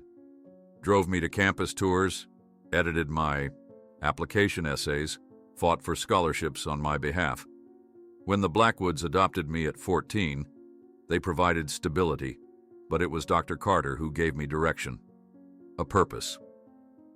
Jamal absorbed this, connecting the dots between Marcus's experience and his own situation. Is that why you're helping me? You're trying to be my Dr. Carter? In a way, yes, though I've handled it poorly. Marcus leaned back, exhaustion evident in the lines of his face. When I saw you pull me from that wreckage without hesitation, it reminded me that genuine kindness still exists. I wanted to ensure you had every opportunity to develop your potential, just as Dr. Carter did for me. But I approached it like a CEO, not a mentor, throwing resources at problems instead of building trust. They fell into a thoughtful silence, the revelation casting their entire relationship in a new light. The next morning, Lisa helped Jamal pack a small bag of belongings from the hospital. The doctors had cleared him to go home, though he would need rest to recover fully from his injuries. Neither had mentioned Marcus's revelations to Tamika or Tyler, unsure how to explain the complicated situation to the younger children. Back at the apartment, Jamal settled onto the couch, still moving gingerly. The pristine space that had felt so foreign weeks earlier now offered a sanctuary from the violence he'd experienced in his old neighborhood. The contradiction wasn't lost on him. "We need to talk," Lisa said, sitting beside him after ensuring the younger children were occupied in their rooms. "About everything Marcus told us." "Do you believe him?" Jamal asked. Lisa sighed, tucking a strand of hair behind her ear. "I did some research last night. There's very little about Marcus's early life in public records, but I found an old newspaper article from 20 years ago." She showed Jamal her phone screen. "It mentions a Raymond Carter Memorial Scholarship at Wayne State, established by an anonymous donor for foster children pursuing higher education." Jamal studied the article. So he was telling the truth. "It seems so." Lisa took the phone back. "Which means we need to decide what happens next. We can't continue as we have been, but..." She glanced toward Tyler's room, where they could hear him playing happily, breathing easily. "But we can't go back to how things were before," Jamal finished for her. They spent the afternoon discussing options, weighing the benefits of their current situation against the costs, not just financial, but emotional and social. Tamika missed her friends. Jamal felt like an imposter at school. Lisa hated her meaningless job. Yet Tyler was thriving, and educational opportunities stretched before them that had previously seemed impossible. As evening approached, Lisa made a decision. "I'm going to call him." Marcus arrived within the hour, looking more casual than Jamal had ever seen him in jeans and a simple button-down shirt. He sat across from them in the living room, hands clasped, waiting for Lisa to speak. "We've been thinking about your offer to renegotiate," she began, her voice steady. "I have some conditions." Marcus nodded. "I'm listening. First, no more charity disguised as opportunity. If my children receive educational support, it needs to be through established scholarship programs, not special arrangements." Lisa's spine was straight, her gaze direct. "Second, I need real work. Something that uses my skills and experience, not a manufactured position." "That's more than fair," Marcus agreed. "What did you do before your hospital and convenience store jobs?" "I was a bookkeeper for a construction company before Tyler was born. Had to leave when the hours became impossible with 3 children. A hint of pride entered her voice. "I'm good with numbers and organization, always have been." Marcus considered this. "Our accounting department has several legitimate openings. You'd need to brush up on current software, but the core skills are transferable." "I can learn whatever software I need to," Lisa stated confidently. "As for the children's education," Marcus continued, "I've been developing a community scholarship program for talented students from underserved neighborhoods.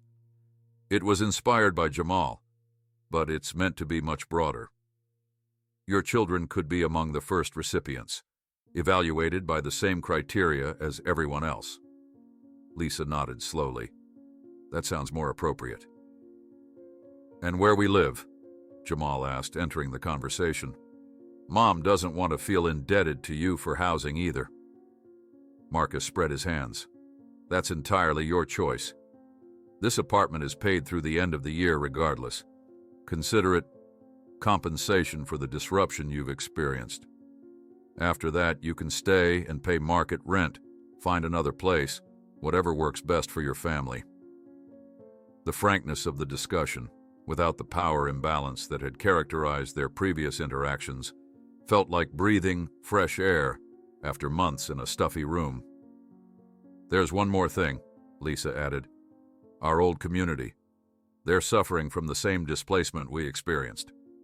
If you're sincere about making amends, they need help too." Marcus leaned forward, interest sparking in his eyes. "What do you have in mind?" "Legal assistance for tenants facing eviction, job training programs, educational opportunities that don't require uprooting entire families. Lisa's passion was evident. Real community development, not gentrification. I can do that, Marcus said thoughtfully.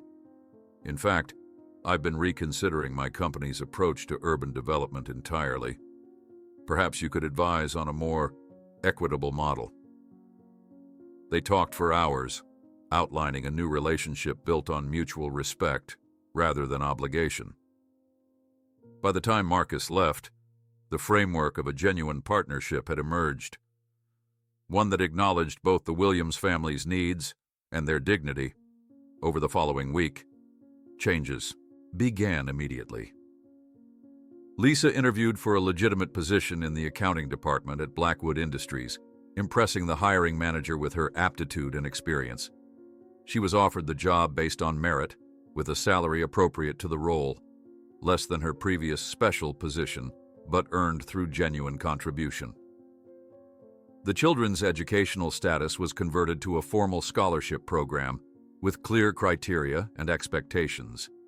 Jamal's guidance counselor was informed that he should be treated like any other scholarship student, not as Mr. Blackwood's special project.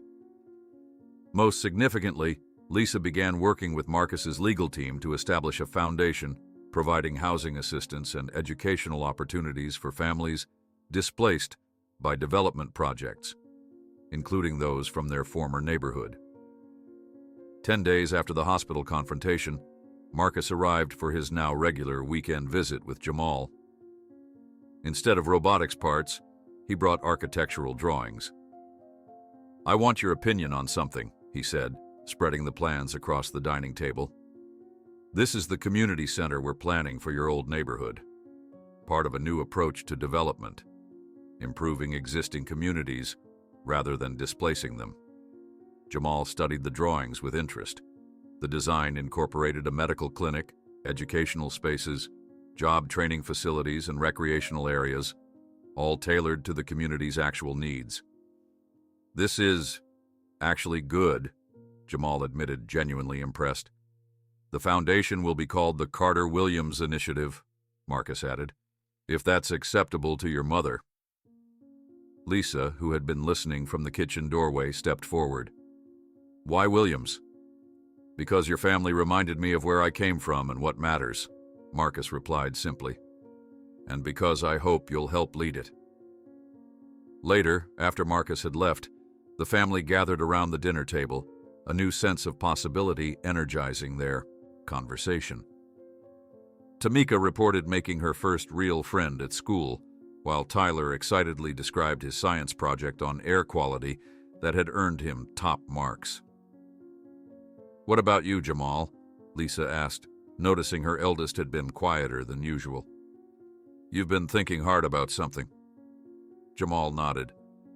"I've been considering where we should live when the apartment arrangement ends. I know you miss our old neighborhood, Mom." "I do," Lisa admitted.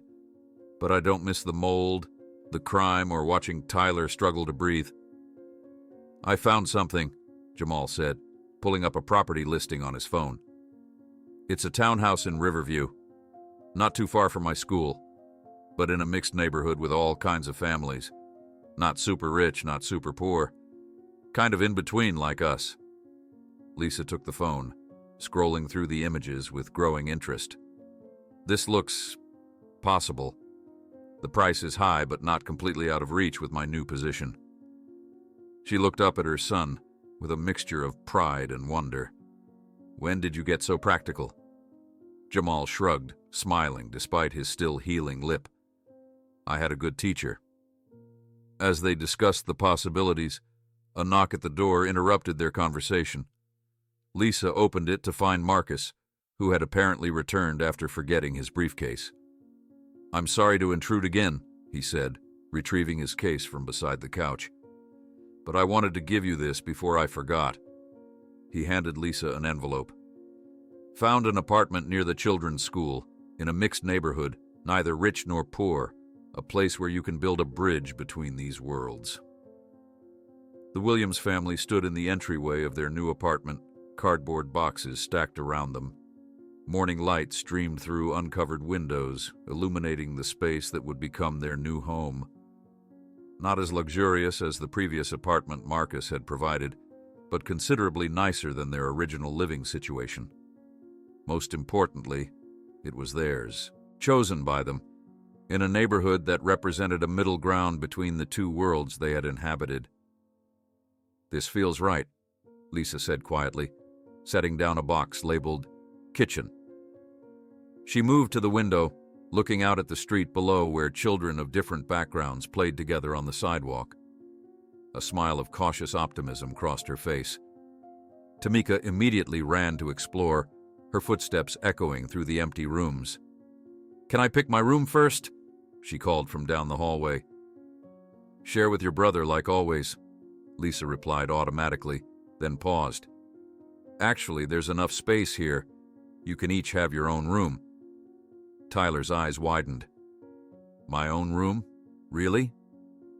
He'd never had a space to call entirely his own before. "Really?"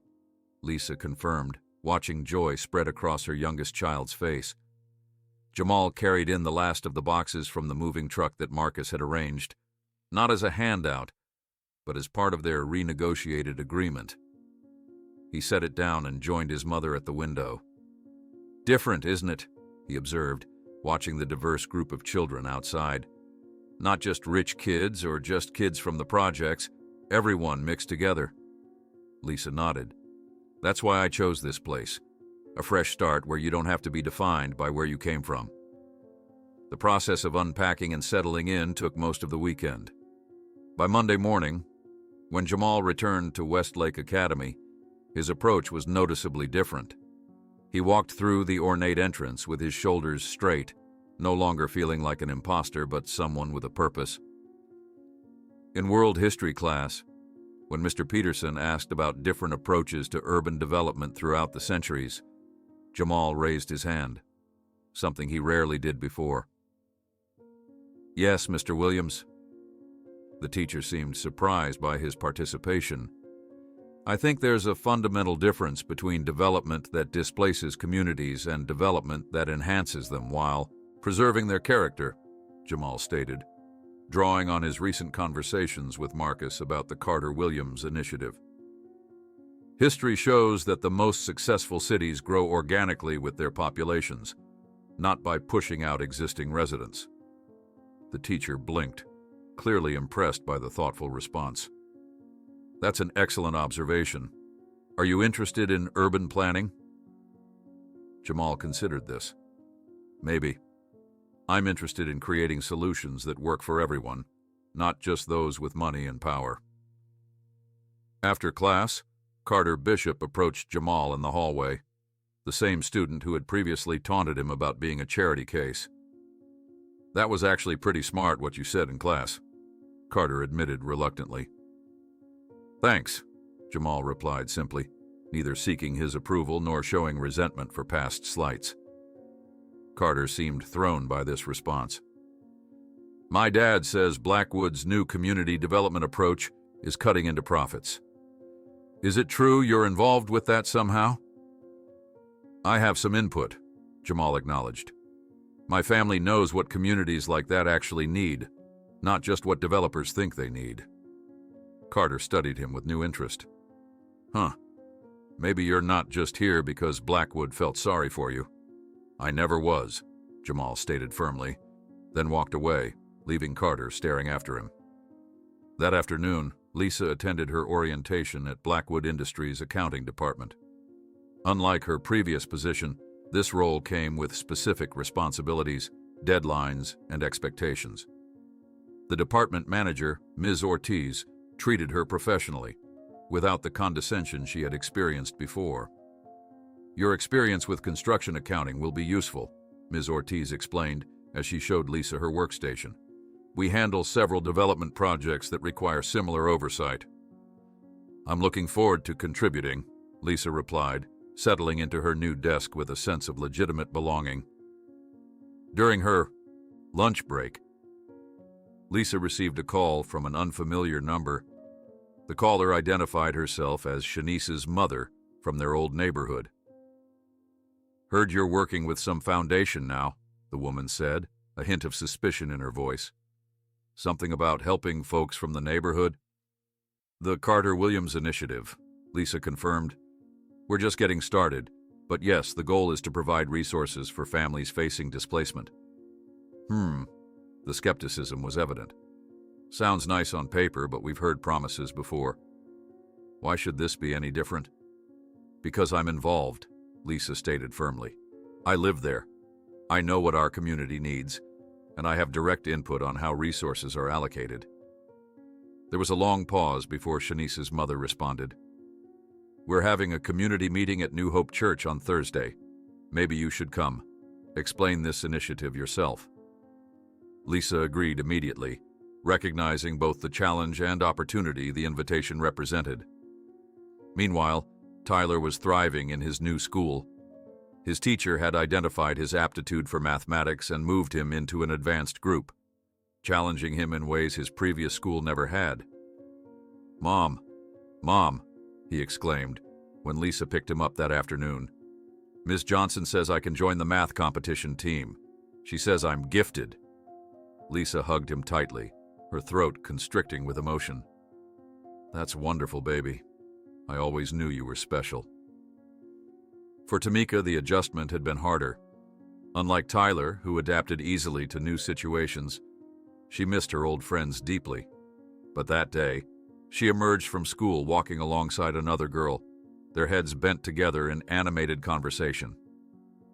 Mom, this is Zoe, Tamika introduced shyly. She lives in our building. Can she come over sometime? Zoe, a mixed-race girl with curly hair pulled into two puffs, smiled nervously. Nice to meet you, Ms. Williams. Very nice to meet you too, Zoe, Lisa replied warmly, her heart lightening at the sight of her daughter making a connection. That evening, as Lisa prepared dinner in their new kitchen, she reflected on the day's developments.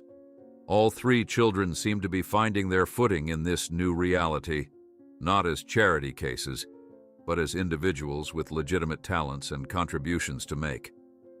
A knock at the door interrupted her thoughts. Jamal answered it to find Marcus standing there, not in his usual business attire but casual clothes, holding a folder. Is this a good time? He asked. I wanted to discuss some updates to the initiative. Lisa invited him in, the awkwardness that had characterized their early interactions now replaced by a more comfortable professional rapport. Before we get to that, Marcus said, settling at the dining table, how's everyone adjusting? Better than I expected, Lisa admitted. Tyler's joining a math competition team. Tamika's made a friend, and Jamal... She looked proudly at her eldest. Jamal seems to have found his voice. I've been thinking about the community center design, Jamal said, joining them at the table. We need to make sure it's actually what people want, not just what we think they need. Marcus nodded thoughtfully. That's exactly the kind of perspective I was hoping you'd bring. What do you suggest? Community input sessions, site visits with local residents, maybe a committee of neighborhood representatives who have actual decision-making power, not just advisory roles. Jamal spoke with growing confidence.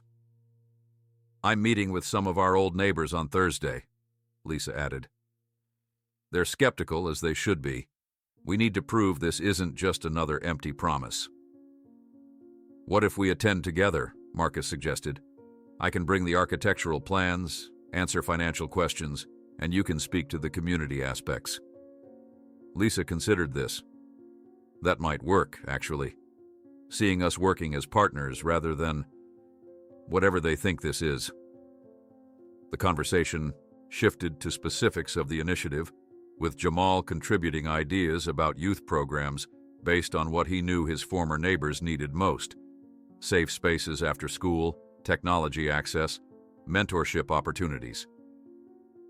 You know, Marcus observed during a pause in the discussion, Dr. Carter would be impressed with how you're approaching this, Jamal.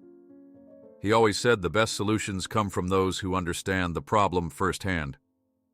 The Thursday community meeting at New Hope Church was tense from the beginning. Lisa, Jamal, and Marcus sat at a folding table facing about 30 residents from their former neighborhood, many of whom regarded them with open suspicion. Pastor Jenkins opened the meeting with a pointed prayer about discernment and false promises, setting a challenging tone. When it was time for their presentation, Lisa spoke first, directly addressing the elephant in the room. "I know what you're thinking," she began frankly. "That I've forgotten where I came from, that I've been bought. But the truth is, I'm here because I haven't forgotten. My family was displaced just like many of you. The difference is, I now have access to resources that can help prevent that from happening to others." She outlined the initiative's goals: legal support for tenants, job training programs, educational opportunities within the community rather than requiring relocation. When Marcus spoke, he was straightforward about his company's past practices and his commitment to a new approach. "I'm not asking for your trust immediately," he acknowledged. "I'm asking for the opportunity to earn it through actions, not just words." Gradually, the hostile atmosphere softened as residents began asking specific questions. How would the legal aid work? When would construction begin on the community center? Would local contractors be hired? By the end of the meeting, several residents had volunteered to serve on the initiative's advisory committee, including Mr. Davis from the corner store and, surprisingly, Darius's mother. "It's a start," Lisa said as they left the church. "Not everyone's convinced, but they're willing to give it a chance." "That's all we can ask for," Marcus agreed. The months that followed brought steady progress. The Carter-Williams initiative gained momentum, providing tangible benefits to the community. Lisa's role at Blackwood Industries evolved to include oversight of the initiative's financial operations, a position that utilized both her accounting skills and her community knowledge. Jamal flourished academically, his interest in engineering and design growing under Marcus's mentorship. Their Saturday sessions expanded beyond robotics to discussions of urban planning, sustainable development, and the ethics of business. 1 year after their first move, Jamal stood at the construction site of the new community center, watching as local workers laid the foundation. Mr. Davis stood beside him, surveying the activity with cautious approval. "You know, when this all started, I thought you'd forget about us once you got comfortable in your new life," the older man admitted. "I could never forget," Jamal replied. "This is still part of who I am." At the graduation ceremony for Jamal's junior year, with his family and Marcus proudly in attendance, he delivered a passionate speech about bridging different worlds. As applause filled the auditorium, Jamal concluded with a vision that captured the journey of the past year. "Today we celebrate our past and present, but tomorrow we begin building a future where stories like mine aren't the exception, but the rule." A 32-year-old Jamal Williams adjusted his tie in the mirror, the reflection showing a man confident in his purpose. His fingers moved automatically, completing the Windsor knot with practiced ease while his mind wandered through the journey that had led to this moment. The vision from his high school graduation speech, once just hopeful words, had materialized into the gleaming headquarters of Williams Tech that would officially open today. "Need help with that?" Lisa asked, appearing in the doorway of his bedroom. Despite the gray that now streaked her hair, she maintained the same dignified bearing that had guided their family through years of challenges. "I've got it," Jamal smiled, turning to face his mother. "How do I look?" "Like your father," she answered softly. It was a rare reference to the man who had left their lives before Tyler was born. He would have been proud to see this day. The drive to Williams Tech headquarters took them through familiar parts of Detroit. Jamal had deliberately chosen the location, a previously abandoned manufacturing site, positioned exactly on the boundary between one of the city's wealthiest districts and a historically underserved neighborhood. The symbolism wasn't subtle, but then again, Jamal had never been interested in subtlety when it came to his mission. The modern building featured floor-to-ceiling windows and a green roof, visible from street level, but deliberately avoided the ostentatious glass and chrome aesthetic of most tech startups. Instead, reclaimed materials from the site's original factory had been incorporated throughout, honoring the city's industrial heritage while looking toward its future. "Nervous?" Lisa asked as they pulled into the reserved parking space marked Founder. "A little," Jamal admitted. "It's been a long road." Indeed it had. After completing his engineering degree at MIT and working for several tech giants, Jamal had returned to Detroit with seed funding from carefully selected investors, Marcus Blackwood among them, to launch a company focused on developing affordable technology solutions for communities typically left behind by the digital revolution. As they entered through the staff entrance, Jamal was greeted by his executive team, a deliberately diverse group that reflected his commitment to inclusion.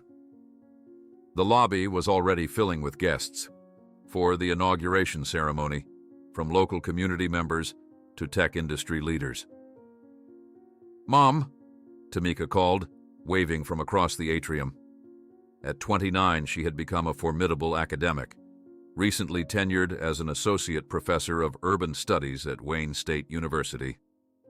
Her husband James stood beside her, their 2 children fidgeting in their formal clothes. "Grandma!" Tamika's 6-year-old daughter Zoe broke free and ran toward Lisa, who knelt to embrace her. "There's my favorite professor," Jamal greeted his sister with a hug. "Thanks for coming early." "I wouldn't miss my big brother's moment," Tamika replied. "Plus, I need to check on the education outreach displays before the ceremony." Tamika had been instrumental in developing Williams Tech's educational initiatives, ensuring the company's innovations would reach schools in underserved areas. Her academic research on technology access and economic mobility had directly informed many of the company's core projects. "Tyler's on his way," she added. "His flight landed 20 minutes ago."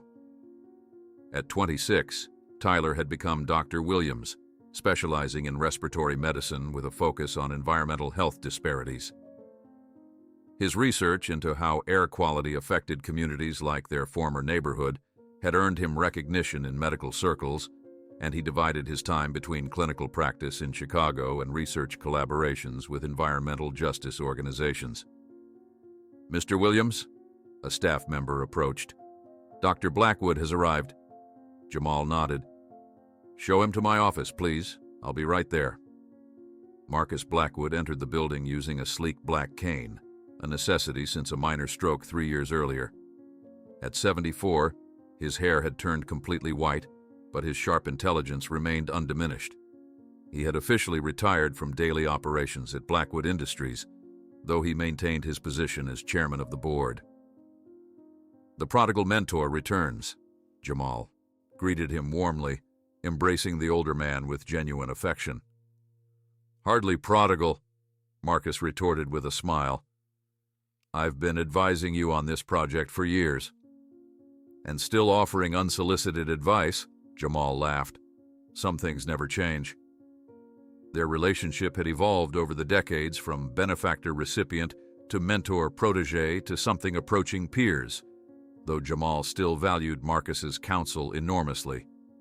They had weathered disagreements, occasional conflicts, and the inevitable complications of their unusual connection, yet the foundation of mutual respect had remained solid. "I brought you something," Marcus said, pulling a small package from his pocket. "A tradition Dr. Carter started with me."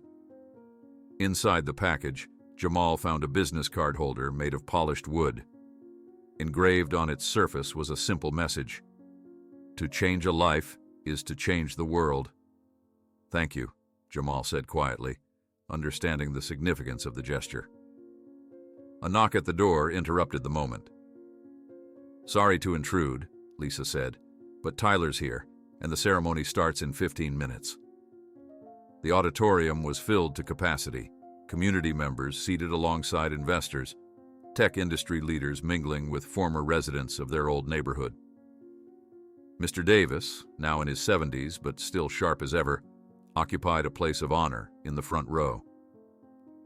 Beside him sat Darius, who had overcome his troubled youth to become a respected community organizer. As Jamal took the stage, he spotted familiar faces throughout the crowd. His high school principal, Dr. Harrison, former classmates from Westlake Academy, including Carter Bishop, who now ran his family's foundation with a progressive approach that would have shocked his father.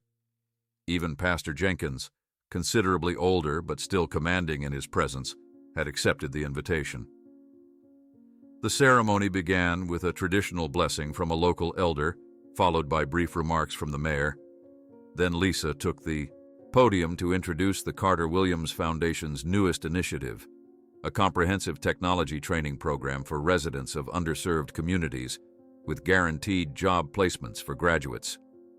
What began 20 years ago as a response to displacement has grown into something far more significant, Lisa explained. Her position as executive director of the foundation had allowed her to expand its work beyond housing security to education, healthcare access, and now digital inclusion. When Jamal finally stepped to the microphone, the room fell silent.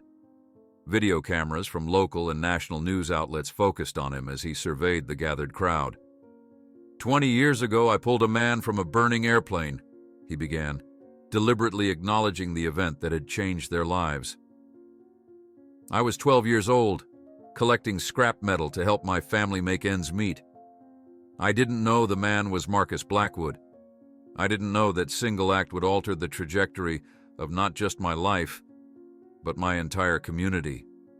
As he spoke, the screens behind him displayed images that told their story. The old neighborhood, the community center that had risen there, the educational programs that had helped dozens of local students access higher education. But this isn't a story about one lucky kid who got a hand up, Jamal continued. It's about what happens when we recognize that talent and potential exist everywhere, but opportunity doesn't. It's about what becomes possible when we build bridges between worlds that rarely connect. Quick flashes of memory superimpose themselves over the moment. The hospital confrontation with Marcus, his mother's determined face as she refused mere charity, his high school graduation speech that had first articulated the vision now realized in steel and glass around them. Williams Tech isn't just another company, Jamal explained, outlining their mission to develop affordable technologies specifically designed for communities, typically overlooked by the tech industry. We're creating solutions for real problems faced by real people. Air quality monitors that cost a tenth of current models, simplified telehealth platforms accessible without broadband internet, educational technology designed for classrooms with limited resources.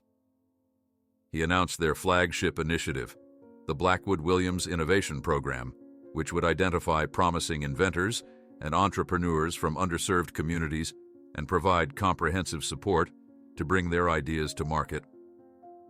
This program carries both our names, Jamal acknowledged, nodding toward Marcus, because it represents the full circle of our shared journey. 20 years ago, Marcus recognized potential in me.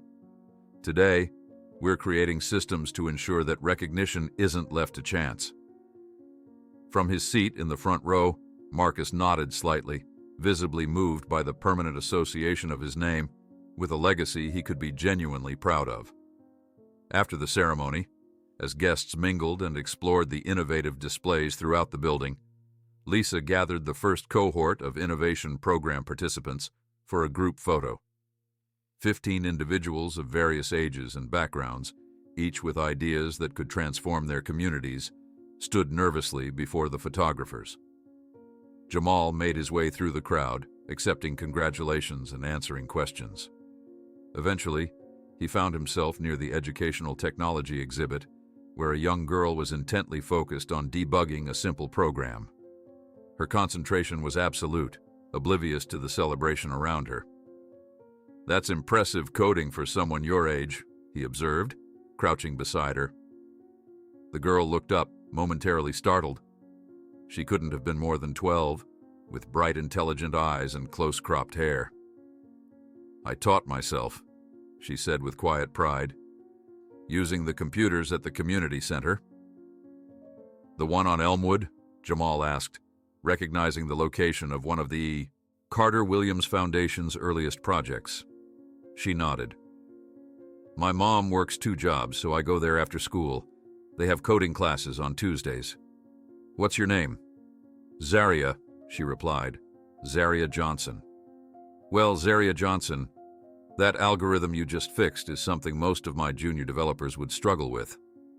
She shrugged, but he could see the pleased flush on her face. It's not that hard once you understand the pattern. Jamal studied her for a moment, recognizing something familiar in her serious demeanor and natural aptitude. You know, he said with a smile, someone once told me that helping without expecting anything in return changes a person forever. Now it's your turn to discover how true that is.